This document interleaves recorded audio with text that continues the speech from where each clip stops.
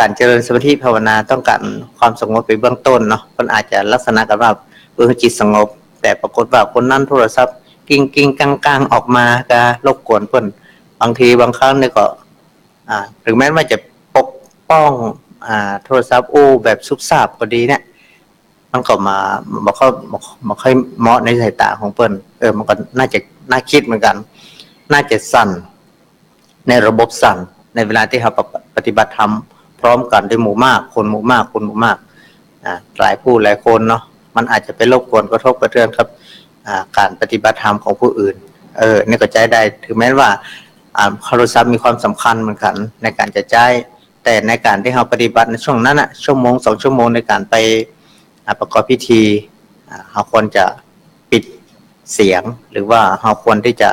ปิดบ่ให้มันมีเสียงรบกวนผู้อื่นอยู่และอันนี้คือส่วนหนึ่งอันนี้เป็นลักษณะว่าเป็นรบกวนทำให้เกิดอคติหรือว่าเกิดความขุ่นเคืองในจิตในใจกับคนอื่นตัว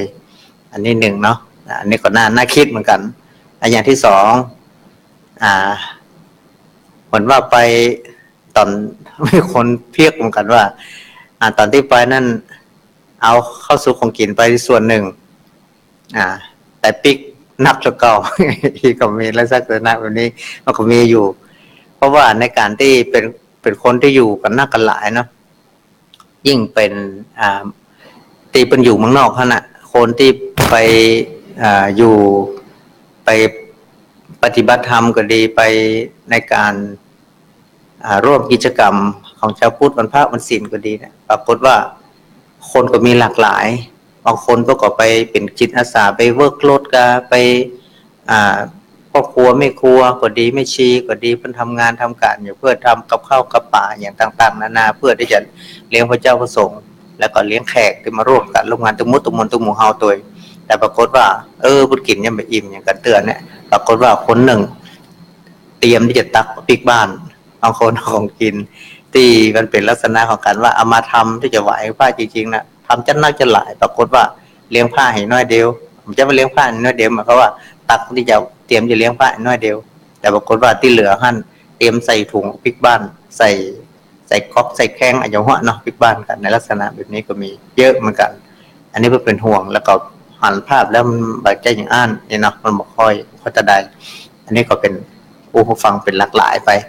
และอย่างหนึ่งคือการฮื้อปลาลูกเต้าเราหลำที่ว่าปฏิเสธให้เราอ่อนบ่มาวัดแต่ว่าลูกเต้าเราหลำเขาต้องควบคุมตัวเราอ่อนน้อยบางทีเขาบ่ฮู้ว่าได้ผิดอะไรถูกเอาไปหล่นไปแปดตอนนั้นเพิ่นมีงานศพเพิ่นนะเป็นงานศพตุเจ้าเพิ่นกำลังสวดถึงว่าศพเพิ่นไปวัดเนาะศพไปวัดอันนี้เพิ่นเปรียบเทียบว่าคณะที่ตุเจ้าเพิ่นกำลังสวดอภิธรรมอยู่สวดอภิธรรมแล้วปรากฏว่าละอ่อนโลนแวดสลาไปตบไม้ตบมือซึ่งคำที่สองแหมเพื่อกำลังเจิญแขกซึ่งเป็นเจ้าภาพเป็นประธานเป็นเจ้าภาพในงานโสภณไปจุดธูปจุดเทียนที่หน้าพระสวดที่ปรากฏว่าละอ่อนคนเดียวกันนั้นน่ะอายุ 4-5 ขวบนะโล่นไปดับเตียนไปดับเตียนเปิ่นอันนี้มันเป็นบ่งบอกถึงว่าเฮาลูกเต้าหลานฝ่ายมาได้ควบคุมเอาไปก็จริงอยู่แต่ว่าเราต้องสอนเขาได้คนเยอะได้คนทำตั้งแต่น้อยอันนี้เป็นต้นเนาะละเอกละอ่อนก็ดีเฮาจะคือปิดกั้นว่าบ่คือไปวัดไปวาหรือว่าไปงานของส่วนรวมที่เป็นศาสนพิธีต่างๆในขณะนั้นเวลานั้นเนี่ยเฮาควรที่จะควบคุมดูแลลูกหลานตันเต้าเฮาโดยละอ่อนเขาบ่ฮู้โดยที่ผู้ฮู้คือผู้ปกครองในควรที่จะกำชับบัญชาละอ่อนที่มันฮู้บางคนนั่นนั่งเงียบแล้วก็พ่อแม่ก็เอา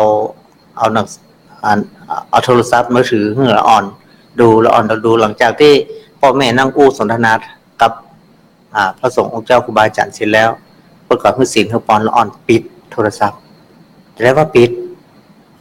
จะต้องรับศีลรับพรจากพระเจ้าพระสงฆ์ละอ่อนอายุไล่เลี่ยกันอย่างคนนึงเป็นลักษณะแบบนี้ประยกตัวอย่างว่าละอ่อนยังฮู้เลยถ้าว่าสอนเขาให้ฮู้จักในการฮู้กาละฮู้เทศะมันเกิดจากการที่ผู้ใหญ่สั่งสอน ละอ่อนก็จะรู้สามารถรู้ได้มันจะว่าละอ่อน4 ขวบ 5 ขวบผู้คนไม่จะรู้เรื่องละอ่อนรู้ดังนั้นมันอยู่ที่ผู้ใหญ่ว่าเขาจะสอนเขาจะได้ในการที่โล่นไล่ตบมืออย่างก็ดีไปเป่าเตียนนี่เพื่อก็ดีอันนั้นมันเหมาะสมพ่อแม่ก็ต้องออกไปกำชับกำชาหรือว่าละอ่อนมันเขาบอกฮู้ว่าได้ผิดอันใดถูกได้คนในบุคคลเขาฮู้ผู้ใหญ่ฮู้ก็ต้องไปกำกับตรงนี้เป็นต้นดังนั้นการที่จะสอนละอ่อนถ้าหากว่าละอ่อนเยอะอีทำอีแล้วพ่อแม่หรือว่าผู้ใหญ่มาไปดึงเขามาร่วมไปบอกเขาว่าอันใดผิดอันใดถูกอันใดคนอันใดบุคคลนะกลายเป็นว่าละอ่อนเยอะอีทำอีเมื่อไม่ได้รับการสั่งสอนไม่ได้รับการบอกกล่าวเขาเข้าใจว่ามีมันก็บ่ผิดจะกลายเป็นนิสัยที่บอกสมควรจะเยอะสมควรนั้นมันจิตฝังลึกในจิตใจของเขาเมื่อคนอื่นไปเยี่ยเป็นธรรมครั้งที่2ที่3คนอื่นไปหานไปตักเตือนเขาก็จะมาฟังเผลอๆว่าก็จะเป็นการแสดงความอย่างบดีบางน้ำออกมาหลายอย่างดังนั้นนี่ก็ขอฝากไว้ในตัวเนาะคนส่วนคณะสัตยาเขาตั้งหลายที่มีคำว่าการออกภาษาลาพระเจ้าเยอะออกภาษาลาพระเจ้าเนอะเข้าวัดเข้าวากันเหมือนเดิมเหมือนเก่าเหมือนเดิมวันพระวันศีลพระสงฆ์องค์เด่นเขาก็ยังอยู่เหมือนเดิมพระสงฆ์องค์เจ้าก็ยังอยู่อย่างเดิมที่วัดที่วากันส่งเข้าน้ำจังหันวันพระวันศีลเขาก็ไปวัดไปวากันบางที่บางแห่งเพื่ออาจจะเพิ่นว่าหลังออกพรรษาแล้วบ่ค่อยมีคนไปวัดไปวากันอันนี้ก็สุดแต่นะแต่จริงๆแล้วก็วันพระวันศีลจะว่าศีลแรงกับศีลกับภาษาก็ผมจะว่าอันศีลมาแรงศีลกับศีลผู้วันพระวันศีลเหมือนเดิมคณะสัตยาถ้าว่าเป็นไปได้เนี่ยในชุมชนแต่ละชุมชนเนาะก็ถ้าว่าเป็นเย็บเป็นทำกันอยู่เป็นไปตักบาตรไปวันพระวันศีลก็ยินดีแต่ถ้าว่าเป็น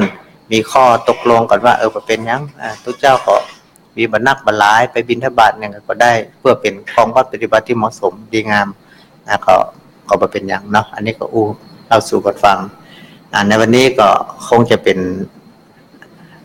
กันว่าออกภาษาแล้วก็คณะสัตยาก็จะเป็นละวัดทิ้งวาทิ้งลูกพระยังไปวัดไปวากันเหมือนเก่าเหมือนเดิมยังอยู่กับวัดกับวาเพราะสังคมชุมชนของเราบ้านวัดแล้วก็หน่วยงานราชการก็ต้องพึ่งพาอาศัยซึ่งกันและกันส่วนออกภาษาไปแล้วเนี่ยพระสงฆ์องค์เจ้าก็ยังอยู่เหมือนเดิมช่วยกันถ้าหากว่ามีบ้างเว้นพระบางทีพระเนรในวัดในวามีบรรณักบรรลายมีตน2 ตนก็ดี 2-3 ตนก็ดีอยู่วัดการดูแลอาจจะใช้วัดวาถ้าว่ามันมีชุมชนเข้าไปช่วยเหลือเฟื่อฟายในตรงนี้วัดของเฮามันก็จะมนจะมองไปอาจจะว่าเป็นที่ร่มรื่นสะอาดหูสะอาดตาอันนี้ต้องพึ่งพาอาศัยชุมชนละเพราะในปัจจุบันนี้โลกมันเปลี่ยนแปลงไปสังคมเปลี่ยนแปลงไปสิ่งแวดล้อมทุกสิ่งทุกอย่างมันเปลี่ยนแปลงไปสมัยก่อนพระสงฆ์องค์เด่นมีนักก็อาจจะดูแลในวัดในวาได้ทั่วถึงกันอยู่แต่ในยุคนี้สมัยนี้พระสงฆ์องค์สามเณรมีน้อยบางวัดก็มีแค่วัดรูปเดียวก็มีดังนั้นชุมชนต้องมีบทบาทเข้ามาดูแลเอาใจใส่ในตรงนี้เพิ่มเติมเพียววัดกวาดวาเมื่อเจ้าก็ดีเมื่อแรงก็ดีเมื่อวันก็ดีมาช่วยกันเพราะถือว่าวัดเป็นของส่วนรวมเจ้าวาดนี่เป็นเพียงพระเจ้าพระเนรอยู่เป็นเพียงเป็นพระสงฆ์องค์เจ้าที่มาอยู่เป็นชั่วคราวถ้าเปลี่ยนเจ้าวาดก็เปลี่ยนแนวคิดแนวการปฏิบัติกันไปแต่ชุมชนในตรงนั้นศรัทธาเราก็ต้องอยู่เป็นประจำจนกุ้มเท่าเต้าตายกันอยู่ปุ้นไปถึงปุ้นดังนั้นวัดกับบ้านต้องมีความเชื่อมสัมพันธ์ซึ่งกันและกันวัดเป็นของเจ้าบ้านทุกเจ้าพระสงฆ์องค์สังฆเจ้าก็เป็นลูกหลานเจ้าบ้านเป็นที่อยู่ดูแลเอาใจใส่ดูแลการศึกษาห้ามเฮียนแล้วก็อาศัยพัดวาอยู่เป็นครั้งเป็นคราวชั่วอายุถ้าว่าบางทีบางครั้งอยู่บ่เมินเขาก็จะเจนของเขาก็ซื้อขาละเป็ดไปกายอย่างนั้นก็แต่เฮาคนในชุมชนเขาก็ต้องอยู่ในชุมชนอยู่วัดเป็นศาสนสถานเป็นศาสนสถานประจำหมู่บ้านดังนั้นหมู่บ้านต้องมีความรับผิดชอบในตรงนี้ช่วยกันนับถึงว่ายุคสมัยมันเปลี่ยนแปลงไปดังนั้นชุมชนต้องมีความฮักในการดูแลสถาบันพระศาสนาร่วมกันกับวัดกับวากับพระเจ้าพระสงฆ์มีบทบาทในการช่วยเหลือเฟื่อฟายคำจูอุ่นหนุนและศึกษาประพฤติปฏิบัติธรรมร่วมกันกลางพรรษาก็ดีมานอนวัดนอนวามาศึกษาธรรมปฏิบัติธรรมร่วมกันกับพระเจ้าพระสงฆ์มาไหว้พระสวดมนต์ร่วมกันกับพระเจ้าพระสงฆ์อย่างนี้เป็นต้นก็เป็นสิ่งที่ มีการเปลี่ยนแปลงไปตามยุคตามสมัยตามเหตุการณ์บ้านเมืองเนาะในวันนี้ก็มากัน3รูป3ตนองค์ก็คงจะอู้เกินนำไว้ที่อีก่อนเนาะต่อไปก็ขอนิมนต์ท่านพระครูกริยาณประโมทได้อู้เอ่ยพบปะแล้วก็ได้สนทนาธรรมกันต่อไปครับผมนิมนต์ครับจะขอน้อมถวายความเคารพครูบาอาจารย์พระสงฆ์ที่ฟังรายการขณะนี้เรือนปอนคณะสัตยาญาติโยมทั้งหลายไว้สาอาจารย์ทั้งสองครับผมครับผมค่ำคืนนี้คืนวันพุธก็ได้เลื่อนรายการจากวันอังคารคือท่านอาจารย์ท่านพระครูวิพาทวรคุณท่านอาจารย์พระครูสถิตสารคุณธรรมภาพพระครูกัลยาณประโมทเลื่อนมาเป็นคืนวันพุธต่อไปก็คงจะเอาแนวนี้ไปเนาะว่าคือเข้าใจตามนี้ว่าคืนวันพุธจะเป็นรายการของท่านอาจารย์ท่านพระครูวิพาทวรคุณอาตมาอีกทั้งสองรูปจะได้ร่วมมาพบปะศรัทธาญาติโยมทั้งหลายก็วันที่อาจารย์ท่านพระครูทั้งสองได้อู้เกริ่นนำได้อู้ธรรมะหรือว่าข้อแนะนำบางสิ่งบางอย่างคือในการประพฤติปฏิบัติของเจ้าพุทธที่ดีแล้วก็ในความรับผิดชอบของพระสงฆ์ในความรับผิดชอบของศรัทธาญาติโยมที่มีต่อวัดต่อวาอย่างนี้ก็วันนี้บอกว่าจะตั้งประเด็นอู้อย่างกันเนาะ อู้กันมาเมินแต่อู้ก็ซ้ำแล้วซ้ำเก่าเนาะบางทีเขาก็เลือกเอาสถานการณ์ที่มันเป็นอย่างที่เป็นปัจจุบันมันที่อาจารย์พระครูอู้ตะกี้ว่ามีข้อมูลข่าวสารได้ที่เกี่ยวข้องกับวัดวาศาสนาที่ควรจะอู้จะได้เกิดความเข้าใจเนาะก็ต้องว่าอู้เอ่ยนะครับก็บางอย่างเหมือนที่ท่านอาจารย์อู้ตะกี้ก็ขอว่าประเด็นอู้อย่างว่าเรื่องของคนเข้าวัดเนาะครับผมมันเหมือนจะว่าที่หาที่หนึ่งก็เขาส่วนมากแล้วฮะก็อย่าหันว่ามันแคบจะทุกวัดเหมือนกันที่มันจะมีปัญหาพ้องเรื่องการคนเข้าวัดนะครับครับก็ง่ายพฤติกรรมหรือว่าการฝึกของคนเขาเนี่ยมันเท่ากันหรอครับพระเจ้าถึงเปรียบเทียบบัวสีเหล่ามาฟังเลยนะฉะนั้นถ้ามีธรรมะขององค์พระสัมมาสัมพุทธเจ้าเป็นตัวกำกับใจเนาะเวลาเขาไปเจอเหตุการณ์อย่างที่มันประพฤติประสงค์ในวัดในวาก็ดีหรือในที่ต่างๆแม้แต่การทำงานร่วมกันกับสิ่งอื่นเนี่ยเขาก็เจอเหตุการณ์ที่มันประพฤติประสงค์เนี่ยเพราะนั้นการเรียนรู้ธรรมะบางอย่างบางข้อที่เขาได้เรียนรู้มามันจะเป็นตัวช่วยกำกับทำเขาอย่างไรเขาถึงแม้เขาจะประสบอารมณ์หรือว่าหันเป็นพวกนั้นแต่อารมณ์ภายในเขาจะสงบได้ถ้ามีตัวธรรมะเป็นตัวแก้มันอยู่ที่การฝึกฝนอบรมตนเนาะการได้ยินได้ฟังบ่อยๆตัวเนาะครับส่วนหนึ่งก็คือกัลยาณมิตรหรือว่าผู้ที่เป็นผู้ใหญ่ที่ผ่านร้อนผ่านหนาวได้ฮู้ได้หันอาจจะมาก่อนเนี่ยผู้ใหญ่ในที่นี้หมายความว่าคนที่ได้รับการฝึกฝนมาก่อนเนาะอาจจะเป็นคนอายุน้อยก็ได้แต่ว่าผู้ใหญ่ด้วยความคิดความอ่านอันใดที่มีประสบการณ์เนาะอันใดแบบคนได้ไปคุณโทษประโยชน์และปัจจัยประโยชน์นี่ก็ดีนะบางทีบางครั้งนี่เราคนบางคนที่เข้าวัดเข้าวาติพ่อติแม่ตั้งแต่เป็นละอ่อนน้อยๆ7-8 ขวบ9 ขวบ10 ขวบได้ฮู้ได้หันอะไรอย่างมันนะบางคนบางท่านนี่เข้าวัดตอนที่อยู่ในวัยกลางคนละหมายความว่าเป็นพ่อคนแม่คนก็ดีแล้วเนี่ยถึงได้เข้าวัดเข้าวาอย่างเป็นทางการแต่บางคนนี่เข้ามาตั้งแต่เป็นละอ่อนมาตัวอุ้ยมาตัวพ่อมาตัวแม่ได้ฮู้ได้หันอะไรอย่างหลายๆคนเลยท่านแล้วก็มาแสดงความคิดหันมาหันอินอันนี้ควรอันนี้บอกควรอย่างพ่อแม่เนี่ยสอนให้ลูกใส่ขันแก้วทั้ง3ใส่ขันศีลขันสุมาก็ดีใส่บาตรพระเจ้าใส่ขันตกพระเจ้าใส่ขันตกตุเจ้าพระเนรเนี่ยแล้วก็ขันพระอาจารย์เนาะมันหลากหลายนี่การศึกษาเรียนรู้ในตรงนี้มันสามารถศึกษาได้ตั้งแต่เราอ่อนหูเดียงสาแล้วก็ว่า6-7 ขวบ4-5 ขวบก็ได้ละเริ่มด้วยจากหูเดียงสาละสามารถสั่งสอนเขาได้ในตรงนี้โดยที่พ่อแม่เป็นตัวอย่างถ้าหากว่าเรานำลูกนำหลานอะไรต่างๆนี่เข้าไปวัดเนาะรู้จักกราบรู้จักตุเจ้าบางคนนี่ลูกเต้าเอามาวัดให้นะหันตุเจ้าให้หัว แสดงความกลัว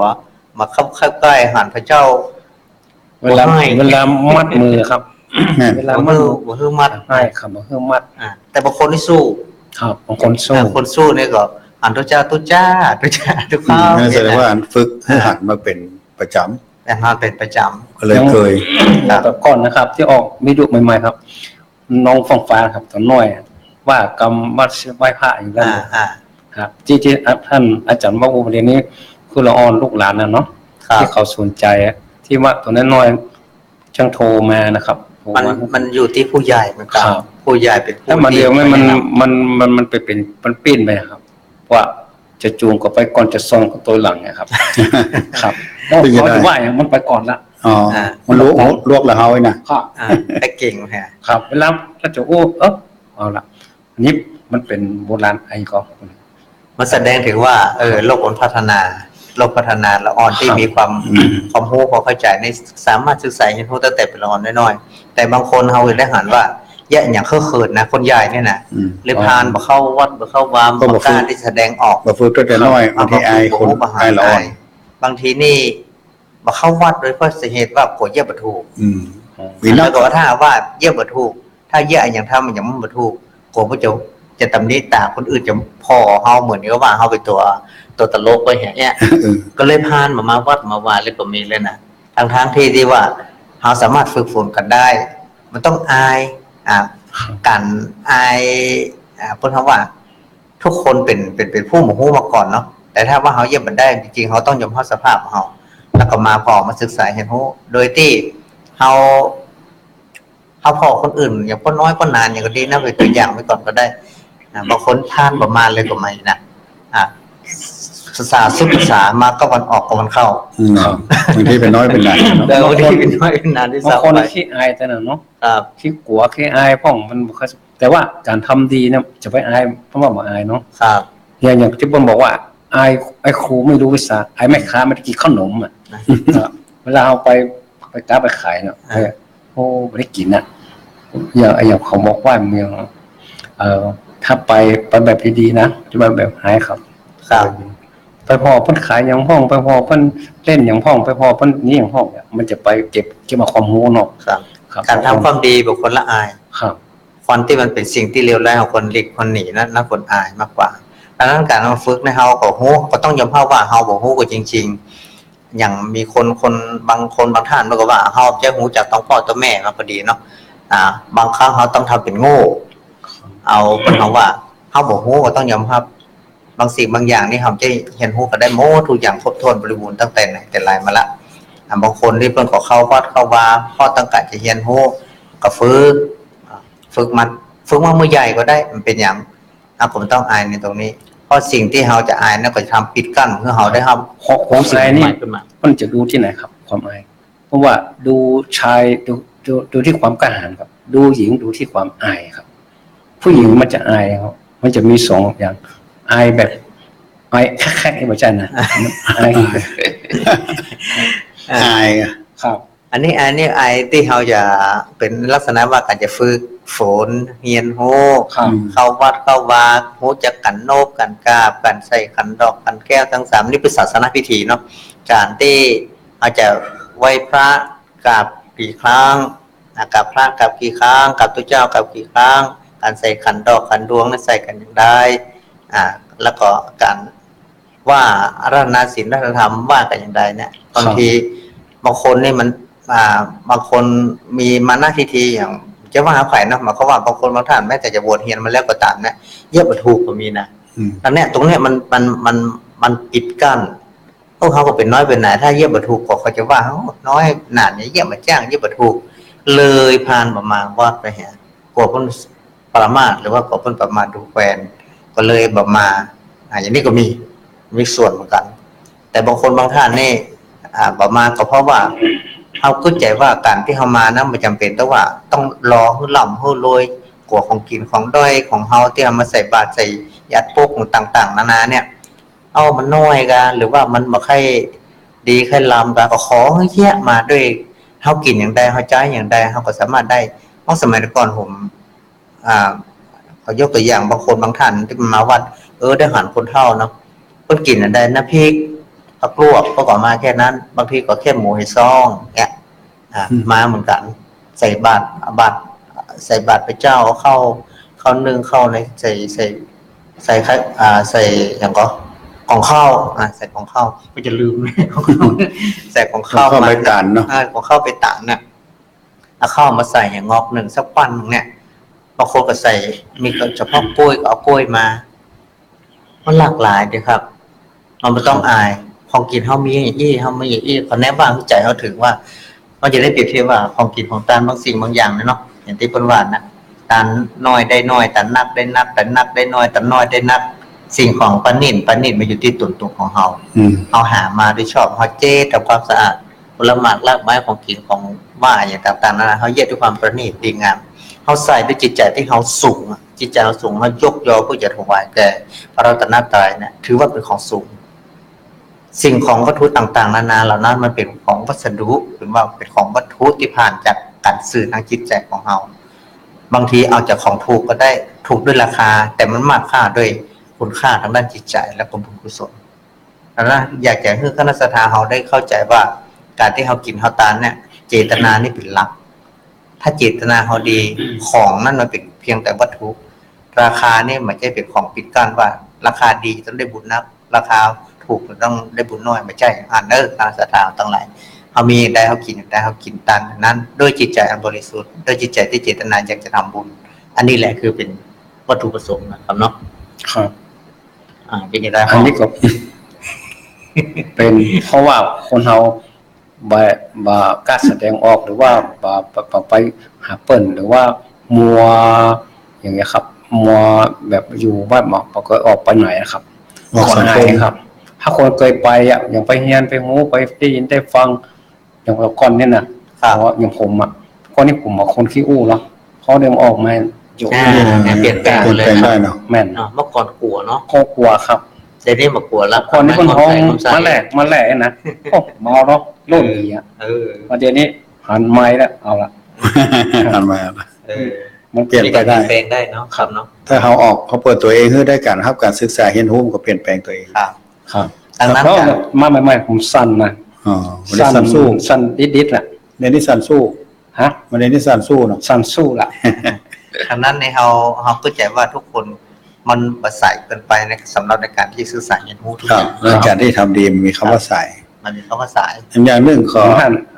ใครเสริมว่าคนเฮาว่าได้ยินเปิ้นทำดีอย่างจะไปนิ่งเฉยจะไปบอกอย่าไปน้อยเนื้อทำใจว่าเฮาบ่มีทำดีการทำดีมันได้บอกว่าต้องจ่ายเงินอย่างเดียววิยาวัจจะไม่บุญสำเร็จด้วยการขนขวายช่วยเหลือเนาะแต่อย่างครับฮู้มันจะกินแต่ตานทั้งวัดทั้งบาหรือทั้งบ้านทั้งจองเนี่ยเฮามีความรู้ความสามารถบ่ได้ก็ไปเจอกันนะน้ำบาน้ำแห้งสิไม้ลายมือเฮาไปช่วยไปเติมจะไปนิ่งจะไปเฉยเมากะอ้างสว่ากินหาเพิ่นทำให้ได้ตามกำลังเฮาสุดแต่ว่าเฮาบ่มีความรู้หยังเอาแห้งไปช่วยแม้แต่ยกโต๊ะยกตั้งมานั่งเก้าอี้เนาะโอ้แม่นหมดบุญทั้งนั้นเลยคนเฒ่าคนแก่บางคนแต่งสวยดอกงามบางคนแนบห่อนั่นเนี่ยนี่ก็ไปช่วยเพิ่นอันนี้ก็คือน้ำบาปลาแห้งครับมันจะเป็นการถ่ายทอดสื่อสารให้คนรุ่นใหม่ครับคนที่บ่ฮู้เพิ่นก็จะได้เรียนรู้แม่นเฮามีความรู้เฮาก็ต้องเอามาแสดงในที่มาแยกมาทำนำคือคนอื่นได้แยกทำตามแล้วมันก็เป็นการสืบสานภูมิปัญญาสืบสานวัฒนธรรมคือบ่คือสูญหายไปเว้ยในชุมชนนี่เป็นลักษณะของว่าถ้าสมมุติว่าคนเก่งอย่างเนาะในชุมชนนั้นก็จะเป็นเอกลักษณ์ของตนเองใช่แล้วก็คนอื่นที่มาอยู่ร่วมกันในตรงนั้นน่ะมากิจกรรมทำกิจกรรมร่วมกันนะจะศึกษาเรียนรู้ไปโดยแล้วก็จะได้สืบทอดไว้ในชุมชนนั้นต่อไปจริงๆเฮาคนที่มาทำบุญเหมือนกันอย่างเพิ่นมาจากต่างถิ่นต่างบ้านต่างเมืองเนาะเพิ่นก็ค่อยมาหันวัฒนธรรมประเพณีบ้านเฮาการกินการต้านอย่างเฮาอย่างนี้เฮาไปภาคอื่นเฮาก็ค่อยไปหันการห่อการเฮาบ่ได้ไปพอว่าโอ้ต้องเลิศหรูอย่างก็บ่ใช่หมายถึงว่าเฮาต้องการความเป็นประเพณีหรือว่าเอกลักษณ์ของแต่ละที่โดดเด่นจะได้อันนี้บางจะเฮาต้องแสดงออกใช่ป่าวไปมองไปพอว่ามันจะบัดต้านเปิ้นอย่างนั้นนี่มันไม่ใช่ครับบัดต้านเปิ้นกันละสมัยกันบางทีมันก็มีเสน่ห์อย่างแม้แต่เรื่องอาหารการกินอย่างที่อาจารย์ท่านพระครูว่าตะกี้นี่เคยอ่านหนังสืออย่างประวัติครูบาอาจารย์เนาะภาคปฏิบัติทั้งภาคอีสานอย่างอีกก็ดีหลวงปู่ครูบาอาจารย์เพิ่นก็ว่าอันบางทีเปิ้นเอาอาหารดีๆจากกรุงเทพกรุงไทยมาอาหารที่ค่อยบ้านมีบ้านเฮาเนาะมากินมาตานมาถวายก็ใครคือครูบาอาจารย์ได้พบได้ฉันของที่ดีที่เลิศเลยนะแต่ก็มีคนบ้านเฮานะพี่แก้วก้าอย่างกับเพิ่นบ้านนะผักต้มผักอีมาส่งเนี่ย ใส่ถ้วยสังกะสีมักล็อกแรกนะแต่พอโยมเพิ่นประเคนแล้วก็ห้องหาเอาน้ำพริกได้ไหม อันที่เป็นนั้นของดีๆล้ำๆที่มันเป็นของสมัยใหม่ๆเนาะ สมัย ก็ได้ มา อื่ ข น อง ครูบาอาจารย์ก็ห้องหาของง่ายๆที่คนเอามานึกว่ามันจะเป็นน้อยค่าสำหรับเปิดนี่นะแต่ก็เป็นของดีสำหรับครูบาอาจารย์เพราะว่าต้องการของบ้านๆเฮานั่นแหละเนี่ยกลับกันเนาะเอาง่ายๆอย่างบ้านเฮาว่าขันโตกทั้งขันโตกอะมันมีน้ำพริกเลยเขาก็บ่ม่วนหรอกเขาก็อีกชอบหาน้ำพริกอยู่ ครับ ดังนั้นการที่เราคิดใจว่าเป็นของที่มันบ่ค่อยมีราคาค่าสินเนี่ยต่างๆก็คือจะไปคิดจากคนอื่นแล้ว เพื่อนงานจะแบบ แล้ว ตี เรา จ้า ก็จะไปตีความหมายว่าเป็นของน้อย คนอยู่เอาเฮาก้า ไอ้ ไอ้ นะ นะ คนกินมาใจเฮาก้าอันนั้นมาใจเนยสถาน ใช่ ญาติโยมทั้งหลายเฮามีอย่างได้เอาไปอย่างนั้นเฮามีเรื่องการที่เราจะทำบุญต่างๆนานานะ อันนี้อู้ถึงเรื่องการพื้นตามได้เป็นรับไปก่อนเนาะเพื่อเชื่อมโยงเพราะว่าตามปกติสถานเราจะอู้ถึง ทาน ทำบุญเรื่องทานเป็นต้น ใช่ เป็นหลัก อืม แต่ก็หมายความว่าเอาไปในตรงนั้นอ่ะ ของกินของต้านเนี่ยต่างๆนานาเนี่ยบางสิ่งบางอย่างก็ดูสีน้อยด้วยค่าอืม สิ่งน้อยด้วยค่าแต่จริงๆว่ามันเป็นมากกว่าด้วยน้ำใจมากกว่าด้วยวิถีชีวิตของชุมชนนะครับเขากินอย่างอันเขาใจอย่างอันจริงๆบางทีบางครั้งเนี่ยเป็นของที่เป็นความเคยชินเป็นของที่เอาเยี่ยเขาทำแล้วก็ชุมชนเขาเยี่ยเขากินอย่างอันมันจะเป็นสิ่งที่มีคุณมีค่ามากกว่าคือเป็นได้ศึกษาอาหารการกินวิถีชีวิตความเป็นอยู่ของเขาจะเป็นอันของแปลกๆอย่างก็ดีต่างๆนานาเขาต้องการที่ต้องพูดว่าเนาะของแปลกๆที่ได้จากกรุงเทพกรุงไทยกันจากที่ภาคอื่นมาก็เท่าขึ้นว่าของกินของเราบางทีพระสงฆ์เจ้าครูบาอาจารย์ได้วิชานะก็ อาจจะไปถูก อาจจะถูก โลกถูกขาดคน ห ได้ ลายอย่างก็ได้ดังนั้นนี่ก็เราก็ต้องเล็งแลพอว่าสิ่งที่เราเอาไปนั่นมาด้วยใจสิ่งที่เราหา คุณค่าคือตัวนั้น แต่ว่าไม่ใช่ว่าเฮาว่าของปราณีตดีงามจะบ่มีค่าก็คือสูงส่งดีค่า ครับ จะเป็นนึกน้อยใจว่าโอ้เฮาเอาอาหารจานดีไปถวายพระเพิ่นกับประชาชนของเฮาอย่าง นั้นก็ไม่ใช่ ใช่ บางทีบางครั้งพวกเราต้องการเจอจานคือพระสงฆ์องค์เนรอย่างที่อาจารย์พระครูวันตะเกียบางทีของกินของดีของล้ำเพื่อแผ่เพื่อคนนั้นคนนี้อาจจะเพื่อลูกพระลูกตุ๊กแล้วก็แม้แต่ศาลาที่จะการรุ่นเพื่อแผ่ แม่นนะครับ ต้องเผื่อ เพราะ ไว้ ว่าได้รับคำได้รับผมว่าลาบนะครับลาบนะที่ตนได้มาแล้วได้ชอบทำให้แก่ภิกษุสามเณรให้แบ่งแจกไปตามที่ ตามลำดับที่มาถึง ตามลำดับที่มาถึงนะครับ จนเรือ ผู้ที่มีศีลที่ยังไม่สวดว่าขอให้มาที่มาแล้วขออยู่เป็นสุขเนี่ยเราทำว่าจะบอกว่าให้ดูหน้าที่ว่าผู้นี้เป็นคนดีคนครบคนนี้คนไม่เป็นคนครบอย่างเงี้ยดูหน้าความเป็นอยู่ของเขาบางทีเขามาปึ้งนะครับบางคนขอปึ้งเตอร์อย่างครับผมก็ว่าปึ้งอะไรอย่างน้ำมันหมดมันน้ำมันลดหมดนะครับ เขาบอกว่ามันจูกระแตผมก็ฮือไปอยู่ ครับ ทางนั้นสถาญาติโยม แล้วท่านใดโยมเอาสักน้อยพอละมันถึงบ้านก็ดีใจละขอบคุณ2-3เตือนก่อน อันนี้อูไปถึงเพื่อว่าศรัทธาญาติโยมที่ตั้งใจเอาของกินดีๆล้ำๆอาจจะแดนไกลมาถวายเนาะบางทีคนอาจจะแบ่งปันให้คนนั่นคนนี้ให้ตุให้พระลูกเนนลูกตุลูกพระก็ดีเพื่อภายใครใหญ่ๆเป็นขยมหรือคนที่อยู่อาศัยวัดในวัดท่านเองเนาะเป็นขยมก็เป็นอย่างการก็สุดแต่บางทีบางครั้งพระสงฆ์เจ้าครูบาอาจารย์ที่เป็นเจ้าวาดก็ดีเป็นพระเถระผู้ใหญ่ก็ดีนะเป็นไปฉันต้นนองตะปังหันละปรากฏได้ฉันอยู่แล้วก็ได้ฉันบ่อยเพราะพระคนเน้นที่อยู่ในห้างตัวก็แบ่งไปอันนี้ก็ยินดีกับเปิ้ล ยินดีกับเปิ้ล เอาเฮาก็ได้ซ้ำยินดีกับว่าเขาได้เผื่อแผ่ไปถึง แม่นได้ตามต่อ ได้ตามต่อบ น2จาน โอ้ แล้วก็แพร่ไปแห่งซัดเลยครับ นั่น หมูมากาใกล้หมูเนี่ยเขามาปล่อยวัดอะครับ ลูกกระแก่ด้วย แม นะ วนะ รถเกตด้วยกัน พวกแก่เนี่ยเขามาปล่อยนะเขาบอกตอนเขามาปล่อยนี่เขาไม่ได้หอนเขาบอกแต่มันห้องอย่างแมวนะครับพี่อาจจะหูแมวมาอยู่ตรงข้างกับแปลงมันจะ ถ้าได้เพิ่มไหมบ่าถ้าได้เห็นบอก ลูกปอนแล้วครับ อย่าไปเอื้อมหน่อยถ้าเกินกระสอบ เอาดังนั้นการที่ของที่ได้มาก็ดีเนาะอย่างต่างนานาเนี่ยบางทีเราจะไปเกิดใจว่าเราอุตส่าห์เอามาฮื้อแล้วก็ของดีๆแท้ๆเฮากินก็จะมากิน แล้วแห่งอย่างหนึ่งคือคนบางคนไปเกิดอย่างเอ๊ะบางทีมาวัดเอามาน้อยเดียวโทษ ปิ้งโหปิ้งนักเนี่ยอันนี้ให้ต้องทำใจได้ขึ้นจะได้ เฮาต้องพอเล็งแล้วเพราะว่าของกินของใจเนี่ยของพระสงฆ์องค์ในประฉันกันเรียบร้อยตรงนั้นมันเหลือที่มันเกินที่พระสงฆ์องค์ในจะฉันแล้วบ่อันนั้นก็ไปว่ากันคนที่นอนวัดก็ดีบางวัดอย่างได้หันที่กรุงเทพก็ดีนะในหลายๆวัดนะต้นบ่ได้บิณฑบาตพระสงฆ์องค์ในวินับพวกก็เป็นหลายสิบเป็นร้อยอย่างวัดใหญ่ๆก็ดีวัดที่มีพระเนรไปศึกษาเห็นวินับนะคนที่ทำในตรงนั้นหนึ่งแม่ครัวแม่ชีก็ดีอุบาสกอุบาสิกาก็ดีโยคีที่ปฏิบัติธรรมตรงนั้นก็ดีเนี่ยมีเยอะอยู่และแม่ครัวนี่จะเป็นคนสุดท้ายกลุ่มสุดท้ายที่จะกินที่ได้กินตอนที่อยู่ใกล้แต่อยู่ใกล้แต่ต้องยังพระสงฆ์องค์สังฆเจ้าชานกันหมดแล้วกันแต่บางคนเนี่ยมันใจงั้นน่ะคือไปหั่นคือเจ้าบางทีพระสงฆ์องค์เจ้าครูบาอาจารย์ฉัน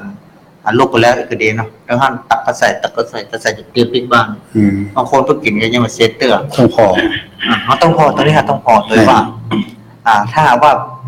มันเหลือเต็มที่เหลือแล้วมันมีไปกินแล้วบอกนะเข้าใจพริกบ้านพอพริกบ้านผมเป็นอย่างเพราะว่าของบูดของเน่าเนาะของกินก็เป็นประโยชน์เอาออกไปบ้านไปจองก็เป็นประโยชน์ต่อไปได้เจ๊ว่าเพิ่นฉันก็ยังมาเสี่ยงแต่คนที่เพิ่นจะรอกินก็มีคนที่อยู่กับวัดกับวาก็ดีพระสงฆ์องค์เนรฉันเรียบร้อยแล้วก็ยังมีคนงาน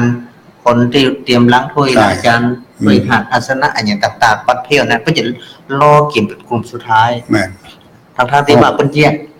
ตั้งแต่ลูกมันตั้งแต่เจ้ามืดเนี่ยเตรียมมาบ้านที่ดากินดาตาเก็บใส่ถุงไว้ก่อนไรอย่างคนที่อยู่ในงานจะได้กินนี่เขาก็ต้องพิจารณาพอตรงนี้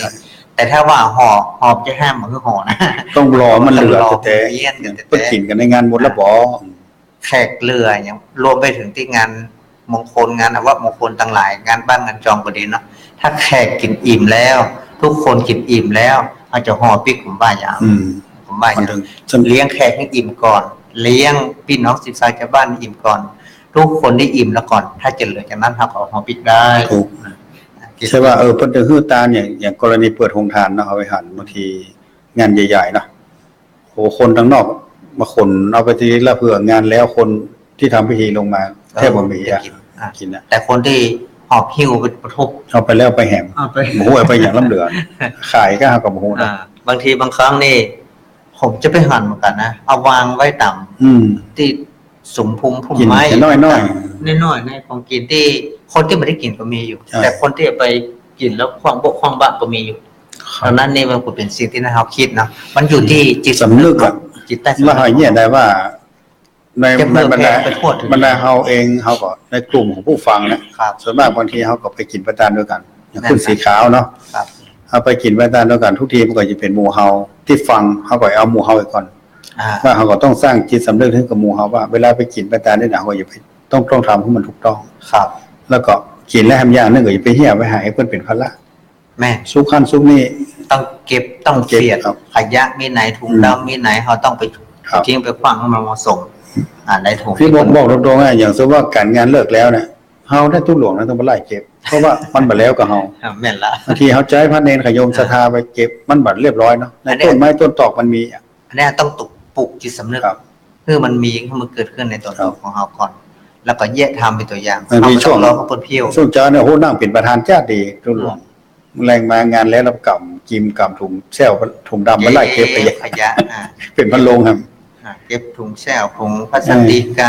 กล่องโฟมก๊อกน้ำก็ต่างๆจะเอาไปซุกไปซ้ำไว้ที่ไหนก็มีแล้วคนที่มันบางทีมันละเอียดมันบ่หันเราต้องไปตัวซ้ำไปก่อนอันนี้หันกับเบื้องหน้าเบื้องหลังโอ้โหเพิ่นถามว่าเบื้องหลังผู้อยู่เบื้องหลังมึงอยู่เบื้องหลังครับมันจะลกลุงลังขนาดไหนมกใดเนี่ยผู้อยู่เบื้องหลังจะรู้ดีดังนั้นการที่เฮาไปวัดไปวากิจการงานอะไรก็ตามงานบวชงานเป๊กงานปล่อยหลวงปล่อยลามก็ดีงานกินงานตันพระป่ากฐินเนี่ยก็ดีเนี่ยขอเพิ่นช่วยกันในประเทศที่เพิ่นทำได้ดีประเทศญี่ปุ่นนี่ก็ที่เขาอู้มาเนี่ยนะถ้าสังเกตที่ผ่านมาที่พายุเข้าเนี่ยมีน้ำท่วมเนี่ยแล้วมันเป็นบ้านเฮามันก็ต้องขยะก็อย่างก็เกินการเลยกันเพิ่นบ่มี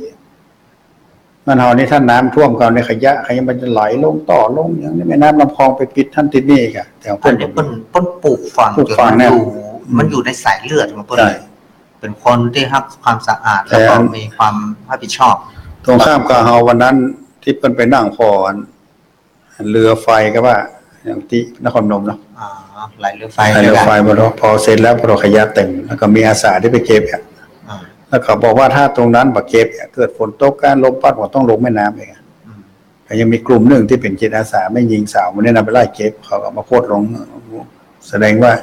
เป็นตัวอย่างเนาะแต่ก็มันเกิดการเปรียบเทียบทางสังคมไงในฐานะที่เฮาเองเป็นผู้ที่นั่นเฮาบ่ปลูกฝังแต่ที่เฮาจะเก็บไผเก็บมันไปทิ้งเป็นที่เป็นทางนี่ก็ทิ้งเกลื่อน นะเพราะว่าเราเอาขยะไปมอกได้เขาก็ต้องเก็บ ใช่ครับ เราต้องเอาใจ อืม ใจแล้วก็ต้องเก็บเอาไปทิ้งไปขว้างพอไปเลี่ยราดเหี้ยหายย้ายญาติไปตามที่หันที่นี่ที่หันที่ซุกไปซ่อนที่หันไปอ่า แล้วอู้อย่างกับอู้กับท่านพระครูสุเมธว่าถ้าขว้างตรงๆกลางๆนั้นซ้ํดีให้ได้เก็บง่ายซ้ํไปซุกคันซุกนี่ซ้ํเป็นปัญหาไล่เก็บทีหลังเขาเก็บบ่หมดเขาต้องไปไล่เก็บ ตู้หลวงต้องไปไล่ซอกของเขาถ้าทิ้งไว้ถึงว่ามันล้นถังขยะของมันกองใกล้ๆห้านเนี่ยก็ยังเก็บง่ายอยู่ แต่มันก็ว่ากบเกลื่อนนี้แล้วก็ผู้ชอบไปซุกคันซุกนี่นะครับมันมีนักงานทุกวัดเอาไปอาจารย์ไปเนี่ยเพราะนั้นเฮาอู้นี่เฮาก็หมายถึงว่า อู้หมู่เฮาเนี่ยกรณีอย่างเฮาไปวันที่19ที่ถึงที่19ที่20 คนที่ก็ ที่สุบเตินนะครับ อ๋อศพ ที่ลำปางที่อาจารย์สาธิต อันนี้เฮาก็เจ้าที่อู้ก็คงจะไปหลายท่านที่ฟัง จะไม่ขึ้นรถไฟป่ะอาจารย์เขาว่าอย่าไปแล้ว มาได้ไป อ๋อ อืม ถ้าไป ไปวันที่20ผมไป19 ถ้าอาจารย์ไม่ได้ไปห้างเนาะไปวัดบางกูอ่ะ โอ้ บางกูนี่จะขออนุญาตเพิ่นไปแมลงที่18 อ๋อ เขาอันนี้เพราะว่าวันที่19นะผมติดงานที่วัดบางปูเพราะว่าเป็นวัดภายในตำบลเลยเนาะต้องดูแลในตรงนี้ก็เลยขออนุญาตครูบาอาจารย์เนาะแล้วก็ถ้าผู้ชมผู้ฟังที่เคลื่อนสีขาวโดยแต่มาได้ไปนะเพราะว่าติดงานที่ภายในตำบลเพิ่นทำบุญ จะไปวันที่20กะ วันที่20ผมเลยไปแล้วนี่ผมไปกับหมดแล้วนี่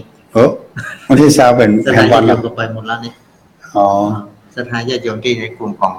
สถานบ้านนั่นเนาะ อ๋อ ก็ไปที่ วันที่เสาร์ผมมีกัน แล้วครูบาอาจารย์ทุกลูกทุกตนโอนไปที่19หมดแล้ว ที่จะมันโยงใช่ไหม ญาติโยม รอบ จะไปขึ้นรถไฟเนาะที่บอกขึ้นรถไฟของเมีย ที่จริงเขาเรื่องนี้ที่ว่ากรณีที่เขาไปช่วยอาจารย์สาธิตนะผมว่าเขาน่าจะฮื้อกันสนับสนุนเพิ่นเพราะว่าเอาทุกเจ้ารุ่นเนาะเพิ่นก็คงไล่เรียกกับท่านอาจารย์บรรยง ที่ลุกขึ้นมาทำงานเนี่ยที่เฮาหันเป็นรูปธรรมเนาะว่ากล้าคิดกล้าทำในการทำงานเพื่อสังคมเพื่อพระศาสนาเนี่ยมันก็แต่ด้วยว่าวัยหรือว่าอย่างคนเฮาบารมีได้ยังหนุ่มยังน้อยอยู่ยังวันนี้แต่ก็อาจจะบ่ได้เป็นการรับการสนับสนุนดูแลอย่างล้นหลามเหมือนที่บารมีที่ครูบาอาจารย์อยู่มาเมินแต่คือศรัทธามองพอเอาว่าภาคที่เป็นลูกมาทำงานเนี่ยเขาต้องช่วยกันนะครับพอการทำงานของเพิ่นเป็นหลัก จะเป็นว่าเพิ่นหนุ่มน้อยอยู่บารมีเพิ่นบ่เต็มที่เฮาแต่เฮาสังเกตว่า ถ้าตนเฒ่าตนแก่นะคนหนึงหุ่มตานแต่ถ้าหนุ่มนี่ยังบ่เตื้อยอ่ะทั้งๆที่ว่าผลงานบางทีเฮาเพิ่นก็ทำเต็มที่ของเพิ่นน่าหันใจน่าที่จะสนับสนุนเพราะฉะนั้นคือพอตัวนี้ช่วยกัน พูดถึงการสนับสนุนก็สนับสนุนด้วยอยู่ละก็ในส่วนของที่ว่าที่ผมไม่ได้ไปนี่มันจะว่าเป็นสนับสนุนเต็มที่นะครับเนาะ พูดถึงสถานะ ว่าอย่างอาจารย์บรรยงโอ้เนี่ยที่เฮาไปเฮาก็หันหลายเตื้อ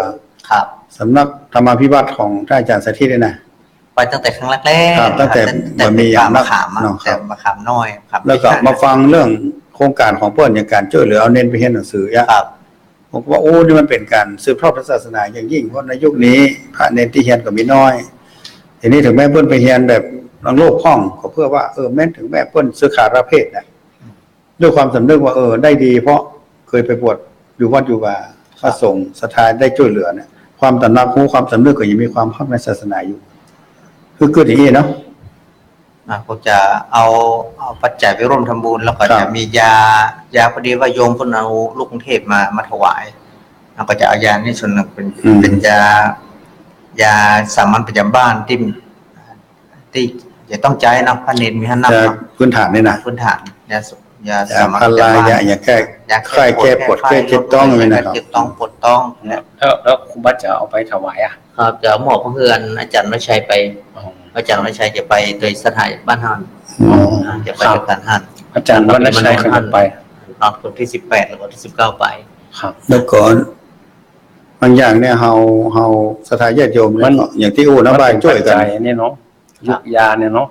ช่วยกันดูแลว่าพระสงฆ์ที่ทำการทำงานว่า ถึงแม้ว่าข่าวพระสงฆ์จะออกมาเชิงลบมากมาย แต่ผู้ที่ทำงานทำแล้วมันเหมือนกับส่วนกระแส ผ กัน มว่ามันมีส่วนน้อยครับที่ทำในลักษณะนั้นมีเรื่องเวลาวออกมาเป็นส่วนน้อยเขาก็จะว่านะ มันก็กัดก่อนความรู้สึกของผมนั่งนะเจ้าที่ฟังอู้เนี่ยนะ เอาถ้าจะว่าเปรียบเทียบไปแล้วนี่คือ มันมีหลากหลายนะคนที่เข้ามาบวชในพุทธศาสนาของเขาเนี่ย เป็นคนใหญ่แล้วก็มีเฮาแบบปิดกั้นนะปิดกั้นขี้ยุกขี้ยาอะไร ก็ต้องเอาครับ พุ่นต้องการที่จะมาฝึกต้องการที่จะมาปรับเนื้อปรับตัวของเขาบางคนบางท่านนี่อย่างบดีเพื่อนนะอย่างบดีก็ วัด แมวกะ หมูห้าเล็บกะไก่ติ่นปิ้นปิดปิ้นกะก็จะว่าเจ็บนะเขาไปวาดมดคนที่มันลึกมันบดีก็เอาให้ทุกเจ้าฝึกนี่นะส่วนหนึ่งนะโดย เต็ ที่ ม ว่า หมดแท้ ครับนะ ก็แค่ว่าเวลาไปเที่ยวกับลำไยกับอีเป้ อ๋อ ที่เอามันเอาฝึก แต่จริงๆเขาจะว่านะนี่มันแสดงถึง ส่วนหนึ่งที่มี คือมันบริบทสังคมมัน ครับ เป็นอย่างนั้นในยุคปัจจุบันนี่แล้วใหญ่ละคนที่มันมีอันจะกินเนี่ยก็ดีส่งลูกของเราไปห้ามเพียนไปศึกษาห้ามเพียนทั้งนอกกันนักยิ่งในแม้แต่ว่าเราอ่อนในชุมชนที่เกิดในชุมชนมันรอบนอกเนาะภูทรนะไปเรียนในหัวในเวียงกันเยอะก็ส่วนหนึ่งก็พ่อแม่ก็ต้องการที่จะให้ลูกศึกษาห้ามเพียนดีที่สุด อันนั้นผมจะว่าคนผมได้มันก็ถูกอยู่เพราะการศึกษาห้ามเพียนเนี่ยจะว่ามันเสมอภาคกันหมดมันก็เบิดใจนะมันก็หันได้ชัดอยู่เหมือนกันว่าระหว่างละอ่อนที่เรียนตังในหัวในเวียงก็ดีบ้านนอกก็ดีเนี่ยมันก็มีข้อแตกต่างกันมีเหมือนกันมันก็มีข้อแตกต่างกันเหมือนกันแต่ด้วยเหตุว่าคนมีกำลังในการที่ส่งลูกห้ามเรียนในปูนคนที่จะเรียนตะวันออกจะว่าคนบ้านนอกมันมีความรู้ความสามารถหรือว่าถ้าเทียมตังในหัวในเวียงของใจถึงขนาดนั้นเนาะแต่ว่าเราต้องรู้ว่าพื้นฐานของเราขนาดไหนมอกใดเนี่ยถ้ามีความสามารถแค่ไหนจะไปถึงเวียงได้ก็แล้วแต่ถ้าว่าอยู่บ้านนอกเราส่วนมากเนี่ยเราก็ต้องไปโรงเรียนตามรอบนอกเราดีกว่าเพราะว่าจะอยู่ดูแลจะใส่ง่ายและก็แห่งอย่างหนึ่งแล้วก็เป็นการส่งเสริมสนับสนุนเพื่อโรงเรียนที่อยู่ในรอบนอกมีละอ่อน แล้วก็ทำให้คนเฮาบ่ห่างจากชุมชน ความทักความแน่นแฟ้นในชุมชนจะบ่ห่าง ครับ ตอนทุกวันนี้บางทีถ้าเราส่งเขาไปไกลบ้านเนี่ยความผูกพันกับชุมชนก็หายไป น้อยไปครับ จนในที่สุดก็ออกไปเลย พอได้ไปอยู่หอออกทำงานกันเลยอยู่แบบปิ๊กมาละมาหันบอกรู้จักกันในสังคมบ้านเดียวกันละแต่คนแต่ก่อนนี่หมายถึงเขาผูกพันกับชุมชนโรงเรียนเนาะวัดเนี่ยมันบางทีมันร่วมกันหมด มันมีครอบครัวหนึ่งนี่ผมยังชื่นชมเลยว่า ครับ ปกติเพิ่นขอเอาลูกเพิ่นไปเรียนในเวียง แต่ถ้าว่าวันเสาร์มันติดลูกหยุดเรียนถ้ามีการมีงานในหมู่บ้านเนี่ยเพิ่นจะพาลูกเพิ่นไป ร้อนจะได้รู้จัก จะได้รู้จักในชุมชนจะได้รู้จักว่าอันนี้ คนรุ่นเดียวกัน ร้อนรุ่นเดียว ถ้า กั มี น การมีงานในหมู่บ้านนะพ่อแม่บางทีพ่อแม่ไม่ได้อยู่ห้างก็เอาพ่ออุ้ยแม่อุ้ยป่าไป เนี่ย พ่ออุ้ยป่าไปเหมือนก็ว่าเป็นการแนะนำว่าละอ่อนนี่เป็นลูกของคนนี้เนอะเป็นหลานของคนนี้เนอะ คนบ้านเดียวกัน คนบ้านเดียวกันเนอะแต่บางคนเป็นอันน่ะ เนี่ย ถ้าวันปกติธรรมดาลูกไปเรียนในเวียง ถ้ามีการมีงานในหมู่บ้าน เป็นนอนหนังสือก็เอากันงานเยอะ ใช่ เป็นว่าปิดกั้นตนเองโดยที่บ่ฮู้จักคนในชุมชนบ่ฮู้วิธีความเป็นอยู่ของชุมชนเป็นจังได๋ ไปทางหน้าไปป้ากันกรุงเทพผมรู้จักกันเพราะคนบ้านเดียวกัน ครับ อันเนี้ยเป็นต้นดังนั้นเนี่ยเราก็ต้องพิจารณาพอว่าเอาคนจะจะทำจังได๋บ่อยู่ที่ผู้ปกครอง มุมมองหรือว่าวิสัยทัศน์ของผู้ปกครองจะเป็นจังได๋ซึ่งในตรงเนี้ยเราสามารถมาประยุกต์เอามาใช้ได้ครับเนาะครับผมก็ได้ครับ ก็ทำให้มันพัฒนาไปเรื่อยแต่ละยุคสมัยที่ครูบาว่าอย่างเงี้ย ครับ ครับ แต่ยุค ในยุค เดียว ปัจจุบันครับ ถ้าจะเป็นอันจะมันเหมือนเมื่อก่อนนะครับ ปิ้งเต้วเหมือนก่อนมันขี่รถแล้วก็เวลาแฮนด์ฮู้เดียวมันเวยครับอ่อนนะครับอ่อนเวย แต่จริงๆในยุคสมัยนี้นี่โรงเรียนตั้งรอบนอกเขาก็เพิ่นฮ้องว่าหยังสื่อสารอะไรอย่างต่างๆมันก็เข้าถึงกันหมด ครับ เรียน เราอ่อนลูกหลานนะครับ โรงเรียนอยู่วัดผมโรงเรียนที่ลูกหลานพ่อแม่เขาเอาไปเรียนที่ปุ่นที่ใหญ่ๆที่ปุ่นสอนเลยนะครับ แต่ถือว่าถ้าเรียนทั้งนอกเนี่ยมันจะได้เรียนเกี่ยวกับวิชาแกนหรือว่าวิชาหลักมันก็มีอยู่แล้ว มันมีครูสอนอังกฤษนะครับ ครับ มีครูสอนภาษาญี่ปุ่นและภาษาจีนไงอ่ะคนพ่อแม่เอาไป เสริมตรงนั้น ครับ อันนี้ก็ต้องการที่จะให้ลูกต้องมีประสบการณ์ในตรงนั้น แต่ วิถีในชุมชนเขาก็บางทีบางที่ที่มันมีกำลังที่ส่งเรียนเอาโคมาสอนก็มีนะครับ มีรอบนอกก็มีเหมือนกันพวกภาษาอังกฤษพวกภาษาจีนกันแม้แต่ฝรั่งบางค่าเนี่ยเป็นจิตอาสาที่มาสอนนี่ก็มีนะสอนภาษามันก็มีเหมือนกัน แต่ว่ามันแน่นเหมือนกับที่ไปอยู่ในเมืองในเวียงมันก็ยอมรับในตรงนี้อยู่ แต่ว่าถ้าพูดถึงว่าเขาต้องการที่จะให้ชุมชนของเขาอยู่ด้วยกันได้ร่วมด้วยกันได้เนี่ยแม้ชุมชนของเขาตรงนี้เขาก็สามารถเรียนได้มันต้องไปถึงขนาดนั้นก็ได้วิชาแกนก็เหมือนเดียวกันวิชาลักวิชารองแล้วก็ละอ่อนที่อยู่ในชุมชนนะซ้ำมันจะมีวิชาที่ในลักษณะของการที่ว่าเรียนรู้เกี่ยวกับวิถีชีวิตของชุมชน ครูภูมิปัญญาครับในตรงนี้ละอ่อนก็จะได้เพิ่มเติมตรงนี้เห็นละอ่อนที่อยู่กับชุมชนน่าจะได้เรียนรู้ตรงนี้แล้วก็มาห่างไกลจากชุมชนแล้วก็มาห่างไกลวิถีชีวิตความเป็นจริงที่อยู่วิถีชีวิตของพ่อของแม่เขาจะฮับบ้านฮับเมืองเขาครับตรงนี้อันนี้เป็นมันมีในละอ่อนในเรียงถ้าเราส่งกับไปอ่านเนี่ยให้หน้าประตั้งส่วนเขาถึงมาเอาอย่างสยามพ่อแม่สร้างไว้คือจะดีเขาก็ถึงมาสนแล้วเพราะเขามีความผูกพันมีความผูกพันกับชุมชนในวิถีชีวิตความภาคภูมิใจของชุมชนที่มีอยู่ปัจจุบันเขาไม่ได้ห้ามตรงนี้ไปกลายเป็นว่าเป็นคนในเมืองไปแล้วมันก็กลายเป็นว่ามันผลน้ำมันย้อนมาสู่บรรดาผู้สูงอายุทั้งหลายว่าเอาไปลูกหลานก็ละทิ้งเข้าไปอยู่หัวอยู่เวียงก็ละคนเฒ่าแก่อยู่บ้านเฝ้าบ้านเหี่ยบ้านเก่าแล้วตรงเนี้ยแล้วแต่มุมมองเขาบางทีพ่อแม่เป็นข้าราชการทำงานในหัวในเวียงตลอดทำงานในตรงนี้ตลอดอยู่กับหน่วยงานราชการนั้นพวกเราต้องการได้จะก็อยู่ในชุมชนอยู่ในกลุ่มของข้าราชการเหมือนกันทั้งกู้นี่ก็ดีเนาะสมมุติว่าเองนะลูกเต้าก็ได้ไปเรียนมันสะดวกต่อการไปเรียนไปส่งไปรับไปส่งมันก็แล้วแต่บริบทของสังคมบริบทของครอบครัวถ้าสังเกตว่าทุกวันนี้ถ้าว่าลูกเต้าเขาทำการทำงานนะพ่อแม่ก็เริ่มจะขึ้นไปซื้อบ้านอยู่ในเวียงเป็นบ้านจัดสรรเป็นอย่างการใช่ครับผ่อนกันอยู่กันไปพ่อแม่บางทีบางครั้งนี่พ่อแม่ก็ไปนอนตัวลูกเป็นบางคนเอาอันนี้กลายเป็นว่าขยับไปเป็นชุมชนเมืองเหี่ยชุมชนในเมืองและทิ้งชนบทอันนี้ถามว่าในชนบทแต่นี้บ้านห่างเยอะแม่บ้านห่างนอกแทบทุกบ้านคนในชุมชนก็น้อยลงไปแล้วบ้านห่างกลางบ้านกลางมีนอกกลางชุมชนกับบ้านมีบ้านห่างเยอะใช่พอเข้าไปพอระยะคุมไม่นะยาหุ้มบ้านหลังมาเล่นนะหลังใหญ่หลังโตนะปรากฏว่าเป็นบ้านแล้วเอาเข้าบางทีบ้านที่สวนที่อย่างเขาขายคนต่างถิ่นเนี่ยขายคนกรุงเทพคนไทยเจ้าของไม่พูดที่ไหนที่เบาเธอก็ปล่อยขึ้นล้างไปหรือว่าคนอื่นดูแลไปอย่างคนในชุมชนจะปิกเอาคืนนี่มันยากละมาชุมชนกันเลยว่าอันนี้เป็นเรื่องใหญ่นะแล้วแต่ว่าอนาคตของลูกหลานนะสมมติว่าขายที่กว้างไปอยู่ที่แคบเนาะขายบ้านเฮาหลายให้อาจจะไปซื้อในเวียงได้น้อยเดียวอย่างแล้วก็ไปยัดแล้วบ้านป่ายนั่นลูกหลานเล่นโหลนไปหน้ามันจะยากเพราะเขาจะต้องไปเบียดเสียดกันอยู่ในเมืองกันที่เขาเคยมีที่กว้างอยู่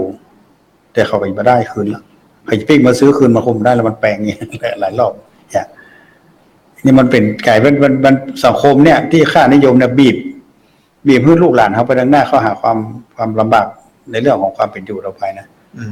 สะดวกทุกนี่จริงอ่ะเนาะถ้าเกิดว่าต่างประเทศอย่างประเทศที่เพิ่นมีพื้นที่ทำมาหากินยากจะต้องไปปลูกหน้าปลูกไข่ในตึกในลามบุญหลงปลูกผักปลูกไม้นะผมเชื่อว่ามันแบบมีพื้นดินแล้วเพิ่นว่า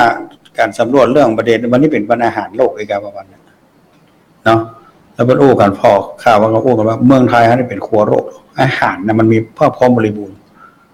จะกินยังมันมีครบมันความอุดมสมบูรณ์มันมีแต่ทุกฤดูกาลทุกฤดูกาลแต่ทุกวันนี้คนในชาติเขาเองเขากับล่าทิ้งพื้นฐานที่คนอื่นหันว่ามีกล้าเนี่ยกลับไปอยู่สังคมเมืองที่เบียดเสียดเยียดยากกันอยู่ในแล้วก็ทิ้งเพราะส่วนหนึ่งคือว่าเขาไม่ได้ปะได้ปกสิ่งเหล่านั้นว่าเป็นของดีสำหรับตัวเองใช่อย่างคนที่ไม่เคยกินอาหารที่ฟาสต์ฟู้ดเนี่ยก็ว่าเป็นของดีของเขาซึ่งจริงๆแล้วนะ